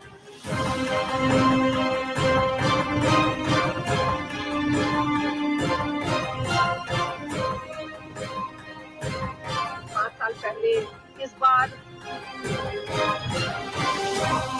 मैं थर्ड जनरेशन का हूँ। मेरे को शुरुआत से लेके अभी तक जितना भी एक्सपीरियंस है, ये भारतीय जनता पार्टी की बात कर रहा हूँ, मेरे को जब से समझ आया तब से लेके अभी तक मैंने जो डेवलपमेंट देखा है, तो मेरे को नहीं लगता कि इससे बेहतर और कोई डेवलपमेंट कर सकता है। आज भी कुछ तकलीफें हैं, लेकिन इसका मतलब ये नहीं है कि हम इस सरकार को छोड़ करके किसी दूसरे की सरकार के पास बैठ जाएं, क्योंकि हमें जो कुछ भी लेना है इसी सरकार से लेना। वजह नगर निगम में बीजेपी, गुजरात असेंबली में बीजेपी, केंद्र में BJP. We've seen a lot of changes in policies, a lot of changes in the infrastructure of our city as well. Like what I come from is Surat, so what and the support the government is giving towards all the events, even the small startups, is really incredible.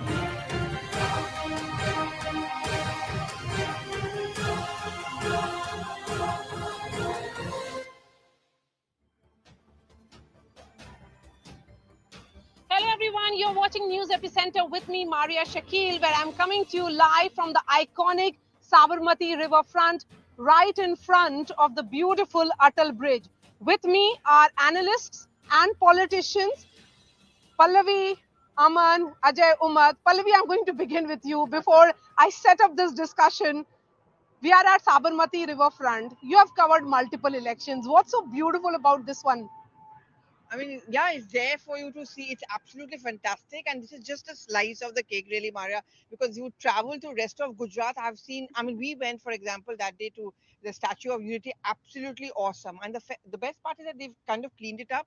They maintain it. I think that's one of the best parts. It's a lovely picnic spot. People come here and watch, and it's just so mesmerizing and really, really beautiful. Yes, absolutely. It's fantastic. And Ajay Umaji, you have been local. Yeah. Yes, for a localite, what difference does this make? How often do you come here at the riverfront?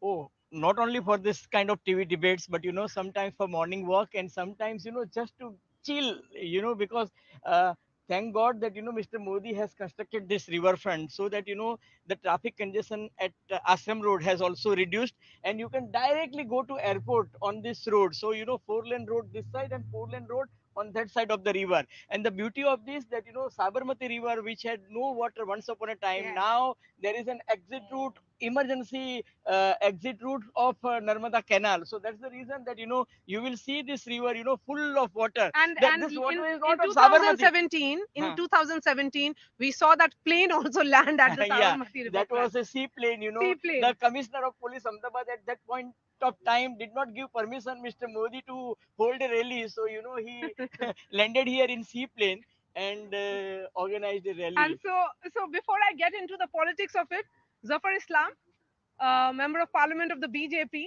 you tell me about this Atal Bridge. When did you last come for a ride or a walk on this area? Well, I'm not from Ahmedabad, as you know, that I'm from Delhi, but it is, as Pallavi rightly said, it is mesmerizing. And this only suggests, and it's a template, what BJP has done in the state and which is being followed in all the states, the developmental model. One of the classic example of the developmental model of Bharatiya Janata Party, this Atal Bridge, and many more things. She also mentioned about statue of unity. And I can see Rohan Gupta also join us. Rohan, at least you'll compliment the BJP for this Atal Bridge and the beautiful location that we are shooting from. See, I think for development of Gujarat, people of Gujarat are responsible. Whether it is me, because I am from Gujarat, so I should compliment me as a Gujarati, and Ajay bhai, and he is our guest today. He is echoing what Mr. Modi said कि ये गुजरात मैंने बनाया है. But So मैंने it's मतलब me- not me to Modi ji, we. Gujarat. It is Gujarati. Say he also- Gujaratis have made Gujarat. Okay.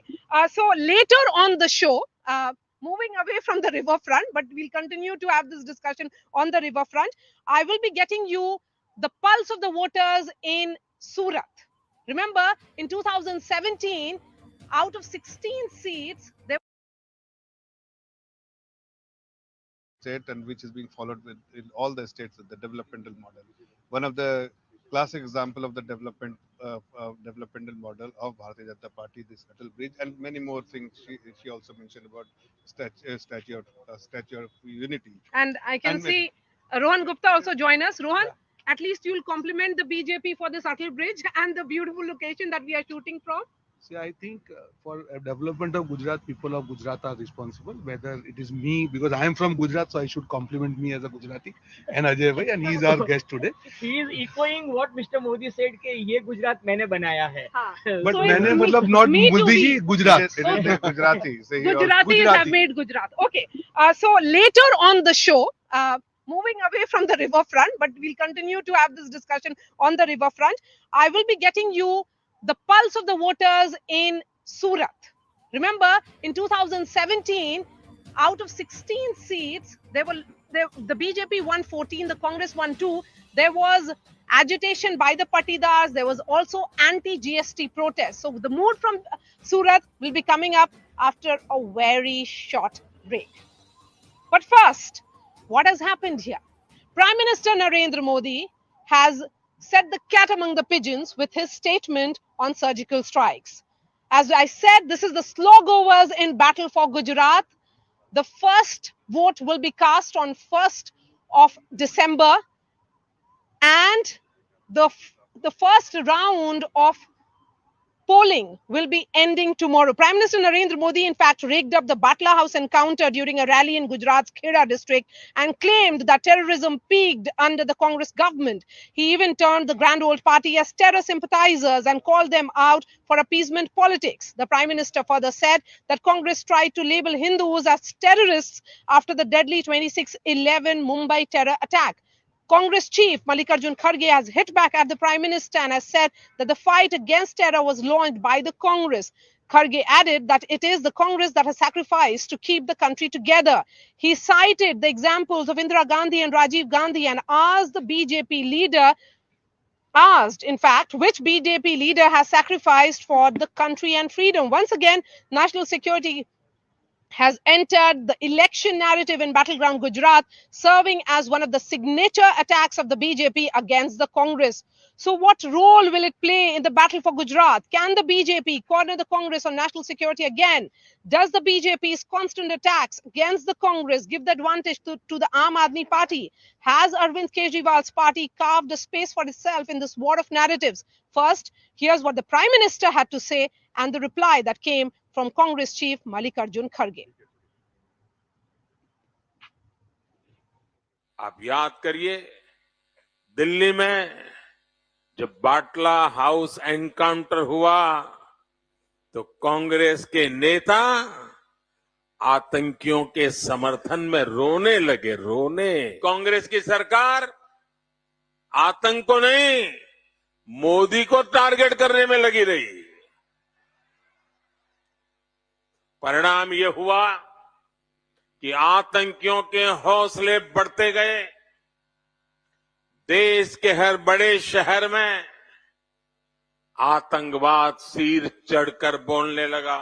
लेकिन कांग्रेस हो या वोट बैंक के भूखे कुछ दल, ये लोग सर्जिकल स्ट्राइक पर भी सवाल उठाते हैं, हमारी सेनाओं के सामर्थ्य पर भी सवाल उठाते हैं। आज आपसे बात करते हुए मुझे 14 साल पहले हुए मुंबई हमले की तस्वीरें भी याद आ रही है। देश पर हुआ ये सबसे बड़ा आतंकी हमला था, लेकिन इस हमले के बाद कांग्रेस सरकार आतंक के आकाओं पर कार्रवाई करने के बजाय हिंदुओं पर आतंकी होने का लेबल चिपकाने की साजिश कर रही थी। हमारे लोग सूली पे चढ़े, 10-10 साल, 20-20 साल जेलों में रहे, घर बार छोड़े, यूनिवर्सिटी छोड़े, स्कूल्स छोड़े, छोड़कर स्वतंत्रता आंदोलन में कूद पड़ के इस देश को आजादी दिलाए। मोदी जी, शाह जी सभी परेशान, उसीलिए उन्होंने अपने पूरे हिंदुस्तान की फौज बीजेपी की सिर्फ गुजरात में लगा दी और हमारे लोग गांव-गांव में, बूथ पे, सिटी में लड़ रहे हैं। So what does this nationalism pitch of the BJP mean for the BJP and also for the Congress party? Let me take that question to Zafar Islam and get a response also from Rohan Gupta. Zafar Islam, there are enough and more issues. You can talk about your own report card. Why bring in surgical strikes and Batla House encounter? See, every issues we touch every issues and we talk about it.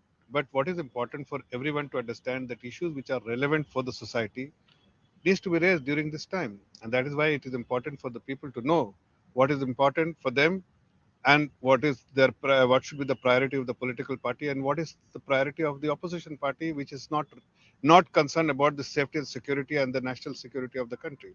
So sometimes it is important to raise this issue, and there are many other issues which Congress party is raising, which we are raising, but important issues are being raised, and that is because it should be debated, it should be known to the people, and the awareness must be created among the people of the state as well as the country. Rohan Gupta, this pitch, nationalism pitch, has always been disadvantaged Congress. We have seen that every time you have tried to raise it, the BJP has countered it very effectively. Your own party leaders have spoken about India's action post 2611. And Prime Minister has talked about it. The fact is that in Surat, I did see some saris which had image of Mirage 2000 talking about how that is being seen as one of the achievements of the Modi government. Do you fear that this pitch will again mean that you'll have no explanation to give? Absolutely not. This speech means that BJP has conceded defeat in Gujarat because they don't have anything to speak about the people of Gujarat.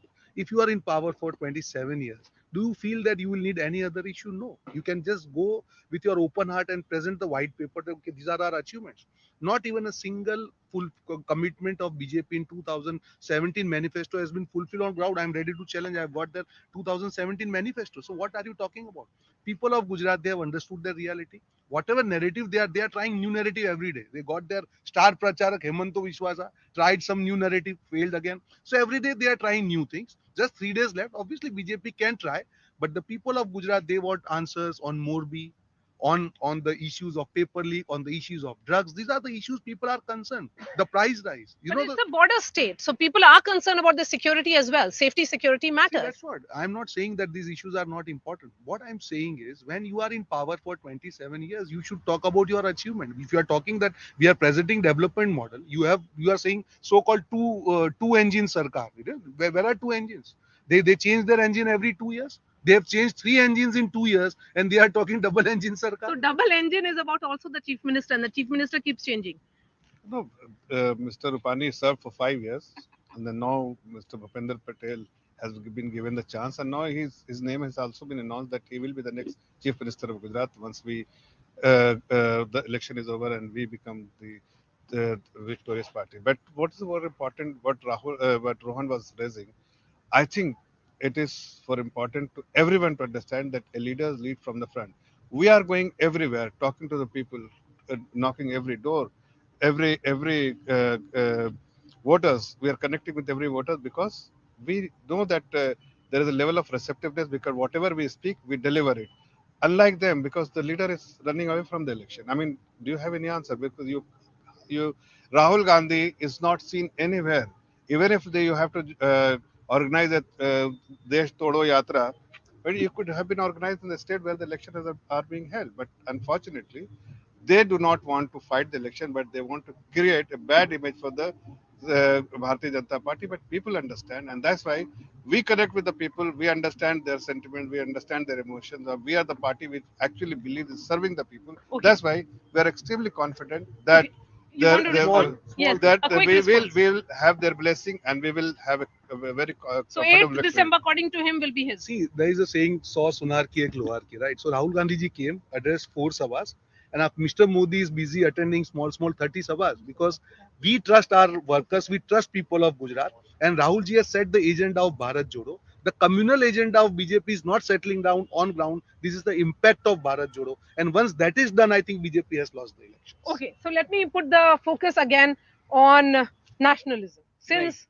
Prime Minister has talked about it and he has chosen an interesting rally venue to speak about it, why do you think the BJP is bringing that? No, BJP strategy is always, they start with development. They will start with development, then they will, start counting their achievement. And then, in the last 3 days, in mandatory hours, we call it, or in slog overs, they'll start singing the duet of Hindutva and, nationalism and 2611 and uniform civil code and other things. I personally feel that, you need to discuss about your performance in last 27 years or in last 5 years. Talk about unemployment in Gujarat, talk about paper leakages, or give your explanation what about human development index in Gujarat, or what kind of education model you are going to offer, or if you say that Gujarat economy will become 1 trillion, then show the roadmap. Show the roadmap. So the roadmap, that is what not coming. There should be a good debate discussion. Why would Prime Minister bring in surgical strikes? See, I think nationalism, Maria, is an important issue in a Gujarat election. Let's see the perspective of it.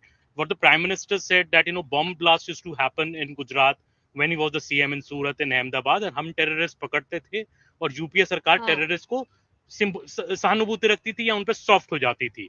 If you go around Ahmedabad and Gujarat, you will see the big billboard of BJP. It says Suraksha and Bharosa. So Suraksha plank of the BJP is a very, very strong election plank of the Mr. Modi. He's saying that इस state में लोगों ने youngsters ने curfew नहीं देखा 20 साल से, वो बॉम्ब ब्लास्ट भी ना कभी देखे. So that pitch of the BJP is very, very central to Gujarat, the pitch of nationalism, pitch of giving peace and security. So I think that is why Mr. Modi is dwelling on that. He has dwelt on that earlier also in early election, but I think in Gujarat it's even more important because he's dwelling on not just on his record as a PM, but also on his record as the CM. And the equation that was there between the chief minister and the prime minister. Yeah, then, and when he says, also bringing bulldozers in between. Bulldozers. So what is the message of bulldozer? Yeah. So that is a clear cut. In Uttar Pradesh you speak about Kabristan and Smashan. Here you are bringing bulldozers. See, the other point that he said, very important in his rally, which many people glossed over, when he said that हम terrorists पकड़ते थे और center soft हो जाते थे, he is referring to the cases like Ishrat Jahan and Shorabuddin Sheikh encounter, where the Gujarat government acted in a certain way, the UP was acting in another manner. And he also said that the central leadership, in fact, the Congress party was shedding tears during the Batla House encounter. See, again, these are Gujarat elections, right? These are not national elections. Let us talk about people of Gujarat. He has been CM here. After he left Gujarat, what is the situation of Gujarat? And worst case scenario is Morbi incident. Yesterday, High Court told government that they were paying just 3,000 rupees to the orphans of the Morbi incident. What are you talking about? Even 3,000 rupees is not enough to pay their fees. You are just paying 4 lakh rupees to the victims. So these are the core issues where BJP, the Gujarat, people of Gujarat, they are really hurt. Mr. Modi is from Gujarat. Don't you feel, Maria, if he wanted just at a whisker of 1 second, he could have taken action against the culprits of Morbi? No, it's not happening. So what is the delivery on ground? You are talking about Bharose ki Sarkar when Mr. Modi doesn't trust his own leaders and he has to campaign like a CM face. This clearly shows that they are shattered. They know the ground. The push that is being given by the Prime Minister. Actually, just they need to really evaluate their report card before even making a comment on us. They had always made promises, but they never delivered. Like Bijli Sadak Pani, who delivered it? It is us who delivered it. Because we always realize that people need water connection, they need tap water, they need electricity, they need roof. Those who are homeless, they need the roof, and we have been able to deliver it to the people. That's why people have been very confident about us that whatever we will promise, we will deliver it. Unlike them, they have always made tall promises, but when it comes to delivery, they have failed miserably. And that is why when you talk to people on the street, you will find that everybody will echo that, yes, we have confidence confidence in Bharatiya Janata Party because whatever promises they have made so far, they have delivered. For instance, how many colleges and universities we have made? From 15 in 2000, in last 27 years, we have from 15, it is now 133 universities. In terms of medical seats, from 500 to now is 6,000. There are so many things which we have achieved, but when these people are tom-tomming about the unemployment, they should also evaluate their own state where they are in power. For instance, here the unemployment rate is 1.7% compared to double-digit unemployment rate in Chhattisgarh as well as Rajasthan. I mean, unless you deliver to the states where you are in power, then how can you make this kind of statement? Pallavi, you have been around in Gujarat. We have seen that, in comparison to 2017, when there was a contest, here this time around there's a new entrant. But that buzz around that new entrant in Aam Aadmi Party is no longer there. Both Zafar Islam and Rohan Gupta may be disagreeing on everything, but on one issue that they will agree is that Aam Aadmi Party is not a player. Both of them will agree that this is a bipolar contest. According to you, why would the BJP raise this issue of nationalism in a bipolar contest? They understand that it's very different from 2017. The BJP is in a pole position firmly. Yeah, but before that, I also think it's really baffling, and I know Rohan is known to be very upset about that. I find it very baffling that the Congress party has actually kind of given up the fight. I mean, in 2017, I had followed Rahul Gandhi in his bus yatra where all these three boys were with him. There was a mojo to their, and there was a zing to their campaign. This time round, it's like, okay, we are just giving it up. We are not interested. We just want to focus on the Bharat Jodo Yatra. Nationalism has always been a sticky wicket for the Congress party, for UPA. Let's not forget 2019, the main pitch on which Modi came to power was on a weak prime minister and UPA being a weak government. He's just trying to replay that. But having said that, there are always going to be surprises. He keeps changing his narrative. His next big rally may be on something else. So they decide the goalposts, they decide the narratives, and they set the agenda. The Congress is usually, is left to defend itself. Though, to be very fair, I think Mallikarjun Kharge tried to defend the party very, very strongly at that press conference. But I think, they said that BJP sets the agenda. Congress is scrambling to defend itself, and they just get mired in that thing one after another. But I just don't understand really that why is it that Congress has lost its mojo. Rohan, from 2017, when you had put up a fight, and Pallavi, to a great degree, at that time it was also Ahmed Patel factor who tried to Rahul Gandhi himself was crisscrossing. All factions of the Congress together. This time, the Congress is not even seen to be fighting. Maria, if you remember 2017. Temple Run by Rahul Gandhi, and this Hardik Patel, Jignesh Mewani and Alpesh Thakur.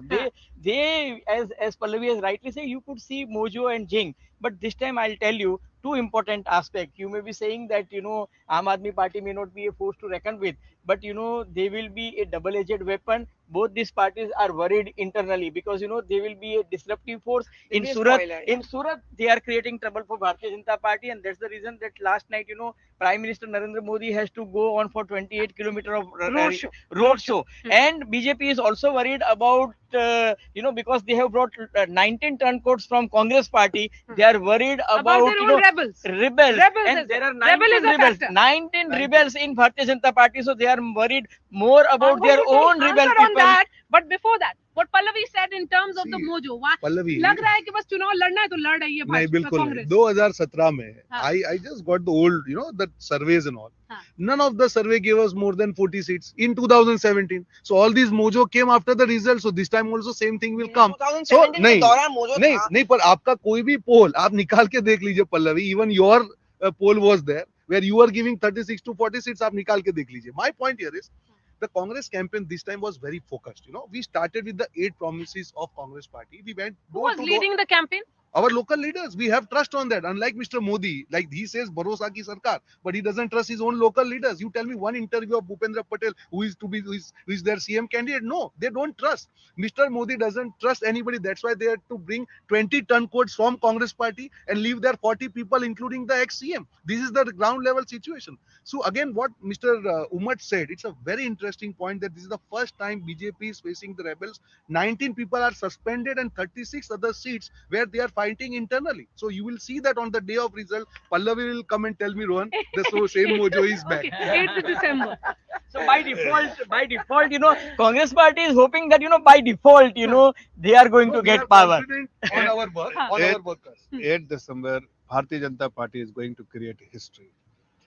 We are expecting. Rebels, We are not overly concerned about rebels and all Aam because Aadmi Party. not at all. There is no such concern. We are very focused. We are fighting election like we fight all the elections, and we are very confident about our victory. But what is important, like I said, that they always make promises, but they never deliver it. Rahul Gandhi, just see all the speeches of 2017. Repeatedly he said that हर महीने आऊंगा यहाँ, गुजरात में हर महीने आऊंगा. Did he visit Gujarat? Even during the election, he has not visited. No. He has visited only once. So whatever promises he's made after 2000 election, no matter whatever the outcome of the election, but I will visit and you every month. He never did it. That is what Congress party and what the Bharatiya Janata Party workers does. We believe our agenda is only one agenda. What about your turncoats? Because you gave tickets to Congress turncoats. See, people who we feel that they have the capability, they are competent and they can serve the people, and that's their intent. We definitely bring them to our fold. And the only intention, as I said, the agenda of Bharatiya Janata Party is always to prioritize the people and to serve the nation, serve the people, and make them comfortable and live up to their expectations. 20 seconds to you, and then the final words to After 27 years, if they have to trust 20 people from Congress party, so that is what Bharosa ki Sarkar. I really pity their workers. At the end of the day, they have to take Congress leader on their shoulders and घुमाओ. चलिए ये बताइए, आप लोग एक issue पे agree करते हैं, यानी कि बाइपोलर कॉन्टेस्ट है. आम आदमी पार्टी फैक्टर है. देखिए इन्होंने बी टीम लेके आए पर वो बुरी तरह फेल हो चुका. आम party is gone. Aam Aadmi party is not there according to you. Who is your opponent? Congress? They said our main opposition is Congress, but every party has the right to fight election. The people, as per me, the people only see it's a bipolar contest. Okay, so bipolar contest, Pallavi, both of them are agreeing. 30 seconds to all of you. Look, BJP has decided to win this election, and winnability is the only criteria. So they may have cut tickets of their own chief minister and ex-chief minister Nitin Bhai and deputy CM, but they had carefully given tickets to ex-congressmen who joined BJP, for example, Kuvarji Bavalia and Jawahar Chawda and Jayesh Rathodi and others. So those who can win election, even if they are Bahubali, even if they had to violate their norm of 75 years, they had given tickets to those who can win election, and that is an advantage to Bharatiya Janata Party, and that's why I'm saying that BJP is on a firm position. 8 तारीख को Sabarmati river front पे क्या होगा? BJP will win at the moment. आज की तारीख में अगर लगता है तो मुझे लगता है BJP will manage. I am not saying कि 135 आएगी, लेकिन BJP आज की तारीख में मुझे लगता है, I'll be honest, ना 150 प्लस नहीं दिखती है. I'll be honest, 150 प्लस नहीं दिखती है, लेकिन क्या बोल रहे हैं? आखिरी बार 150 प्लस था, 100 के अंदर चले गए. मैं आपको बोल रहा हूँ, आप अच्छे आदमी हैं. ऐसा कुछ मत बोलिए कि जनता का ईगो हर्ट हो जाए. मैंने तो सिर्फ कहा कि 150 प्लस में 100 के massive victory. We will create history and we will surpass our own record and we'll break all the other records. Okay. Yeah, I think it is a bipolar contest. BJP and Congress. We should remember that Congress has always secured between 36 to 40% votes in Gujarat. It's a very strong party in Gujarat. The organization is there. But what I wish was what Pallavi said, that the 2017 momentum which the Congress had got, they had sustained that momentum. Congress adopted a different strategy in this election to go for a very low-key campaign, a door-to-door campaign. Does that work against this huge, bombastic campaign of the BJP? Yeah. Carpet bombing of the BJP remains to be seen. But I think Congress did well in 2017. It should have built on that momentum. But here, maybe I think Congress that was lost. No, I don't. You will not. You'll see. We'll talk, Pallavi. 8th is my birthday. December. It is a birthday. So happy birthday in advance. I want to celebrate it. We will celebrate his birthday, but he will enjoy our it will be my party. It will be my party or it will be our cake. No, so we will host you. We will celebrate your birthday, but we will give you a card with you and your ABC team, all like AIML and all three can come in a single I still think the Congress party, if it does well, the candidates do well, it's going to be in spite of the party. They are pretty much on their own, their goodwill, their groundwork. That's the reason they're going to win. It's got nothing to do with Congress is being aggressive. आज तो मुझे समझ में नहीं आया. You people are talking about silently, चुपचाप हम काम कर रहे हैं. You can't be that चुपचाप in an election campaign also. I'll tell you why. I'll give you a small answer to that because see, you are not understanding. People's minds are changing. If you see, go to any Gujarati, there is a kavat. मारू शू नहीं तो मारे शू. अगर मेरा कुछ नहीं है तो मुझे कुछ मतलब नहीं है. This is the Gujarati. I am telling you. That's But why isn't Gujarat moving from me to we, That's where what there is we- that sense of But we participation in Gujaratis, governance? absolutely. But that's we Gujarati means what? What Gujarat has got? 27 years is They not a don't- small they period. have not Let me understood complete. the pulse. 27 years is not a small period, Maria. You have trusted the one party. अगर उसके बाद भी अगर आपको कुछ नहीं मिलता है तो आप सवाल तो पूछेंगे. I think 20 seconds. he is following the footsteps of Rahul Gandhi. He has not been able to Again, he's understand phobia of Rahul Gandhi. Every understand second the sentence, Rahul ground Gandhi. reality, and that's what he is also All struggling. right. Zafar Islam, Ron Gupta, Ajay Umar, Aman, and Pallavi, thank you so much for watching. So now you'll be watching that ground report from Surat. Tomorrow I'll get you stories of women, interestingly, from Vadodara, the cultural capital of Gujarat. Lots more on News Epicenter, so stay tuned with us.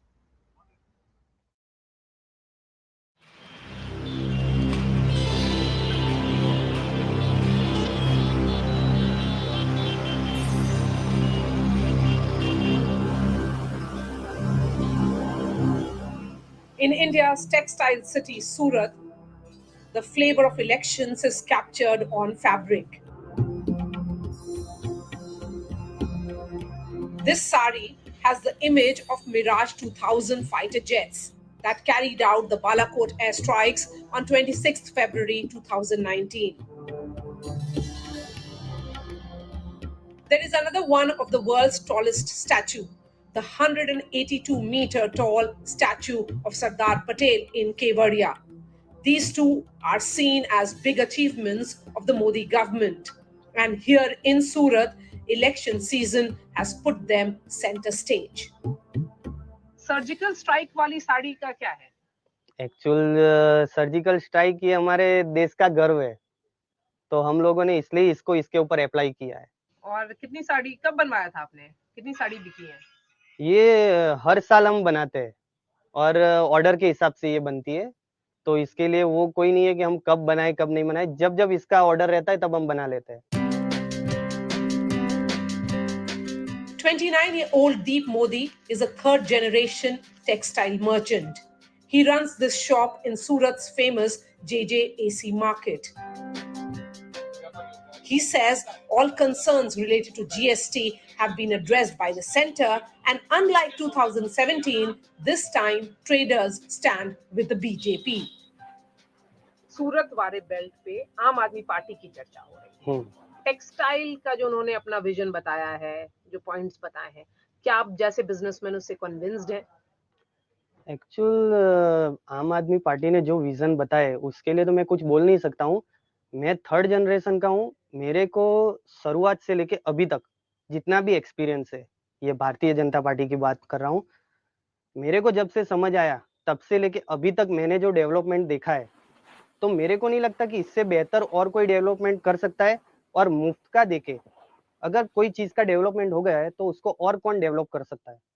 आप एक बात समझिए, अगर केजरीवाल ये चाहते हैं कि हम गुजरात को और विकासशील बना सकते हैं, जबकि गुजरात पहले से विकासशील है, डेवलपमेंट ऑलरेडी हो चुका है, तो इससे बेहतर वो और क्या करेंगे. सरकार से क्या अपेक्षाएं हैं? क्योंकि लास्ट टाइम 5 साल पहले काफी नाराजगी थी सूरत के ट्रेडर्स में, लेकिन फिर भी उन्होंने भाजपा के साथ वोट किया था. इस बार क्या है? इस बार भी मेरे को नहीं लग रहा है. हाँ, थोड़ी हवा बनी है कि ये आम आदमी पार्टी कुछ फर्क गिराएगी यहाँ पे, पर मेरे को नहीं लगता कि उससे कुछ और फर्क पड़ेगा. हाँ, पर आखिर में यहाँ के लोग जो लोकल लोग हैं या बाहर के जितने भी लोग हैं, उनको पता है कि कौन काम करता है और कौन काम नहीं कर पाता है. आप दिल्ली देख लो, पंजाब देख लो, उनकी हालत देख लो आप.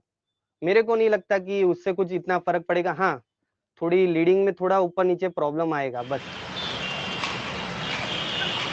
टेक्सटाइल मार्केट में लास्ट टाइम कंसर्न्स थे जीएसटी से रिलेटेड.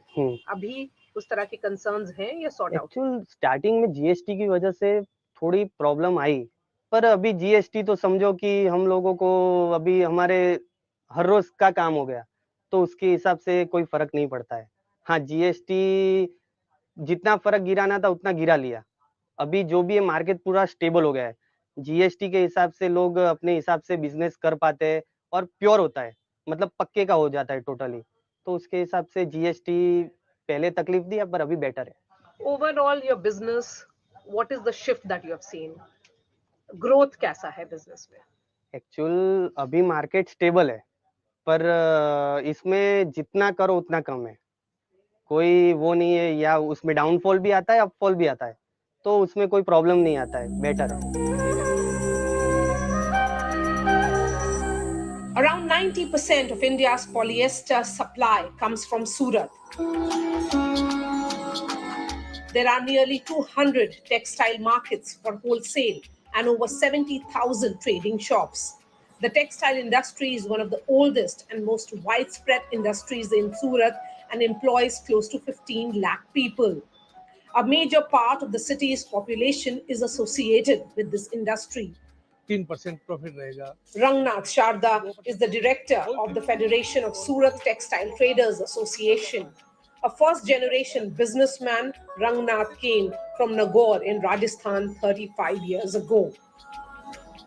35 साल पहले नागौर छोड़ करके राजस्थान से आप गुजरात आए, क्या फर्क दिख रहा है गुजरात में? देखिए, गुजरात का फर्क पूरे देश को दिख रहा है, विदेश को दिख रहा है। जब हम गुजरात नागौर से पोस्ट ग्रेजुएशन करके मैं यहाँ आया, तब न तो कोई नाम था, न पैसा था, कुछ भी नहीं था। आज सब कुछ मिला है गुजरात से। गुजरात ने बहुत कुछ दिया है। आते ही यहाँ पे हमें काम मिला। काम मिलते ही जैसे छोटी सी दुकान थी, धीरे धीरे व्यापार होलसेल बढ़ा, और जब मैं आया तब यहाँ पे एक लिमिटेड मार्केट थे, और सूरत में पहले एक ही मार्केट था, सूरत टेक्सटाइल मार्केट, आज के 40 साल पहले। और मुरारजी देसाई के कर कमलों से उसका उद्घाटन हुआ था। आज वैसे सूरत में करीबन 200 मार्केट है और 70,000 ट्रेडिंग की दुकानें हैं, 70,000 शॉप्स। खाली सूरत के होलसेल मार्केट की बात कर रहा हूँ, रिटेल में तो असंख्य है। और अभी मैं आपको एक बात बताऊं कि 85,000 करोड़ का कारोबार पिछले साल सूरत कपड़ा बाजार ने किया, कोरोना काल होते हुए भी। और इस साल हम करेंगे 1 लाख करोड़ का कारोबार अकेले शहर में होलसेल मार्केट में। 27 साल से हम भाजपा को देख रहे हैं गुजरात के अंदर। तो भाजपा की कथनी और करनी में फर्क नहीं है। ठीक है, इतना बड़ा सेटअप है, इतना बड़ा कारोबार है, तो तकलीफें स्वाभाविक है, काफी आनी है। जैसे नोटबंदी को लेकर तकलीफें आई थी, लेकिन सूरत को इतनी तकलीफ नोटबंदी से नहीं आई। जीएसटी आई थी, तो जीएसटी को लेकर काफी तकलीफें हुई थी, धीरे धीरे वो खत्म होती गई। लेकिन आज भी कुछ तकलीफें हैं, लेकिन इसका मतलब ये नहीं है कि हम इस सरकार को छोड़ करके किसी दूसरे की सरकार के पास बैठ जाएं, क्योंकि हमें जो कुछ भी लेना है इसी सरकार से लेना। वजह, नगर निगम में बीजेपी, गुजरात असेंबली में बीजेपी, केंद्र में बीजेपी, तो हमें जो कुछ मिलेगा तो बीजेपी से ही मिलेगा। यहाँ पे छोटे व्यापारी। The Aam Aadmi Party's promise of 300 units of free electricity has no takers here. आपका मतलब है कि रेवड़ी से लोग बीमार पड़ता है? रेवड़ी से क्या है, वो रेवड़ी देंगे तो पैसा कहाँ से लाएंगे? पैसा कहाँ से लाएंगे? तो फिर यहाँ की जो इलेक्ट्रिसिटी है, आज कोई भी आदमी 1 मिनट में 20 बार पलक झपकता है। यहाँ पे 365 दिन कभी हमने बिजली गए हुए नहीं देखा है। पानी की प्रॉब्लम, नल खोलते ही पानी आता है। मैं आपको दाखला दूं, मैं महाराष्ट्र में कोई गया था अपने रिश्तेदार के यहाँ पे, तो मैंने जैसे ही बेसिन में ऐसे हाथ खोल के ऐसे हाथ किया तो बोले ये सूरत नहीं है, ये गुजरात नहीं है, ये उन्होंने दाखला दिया।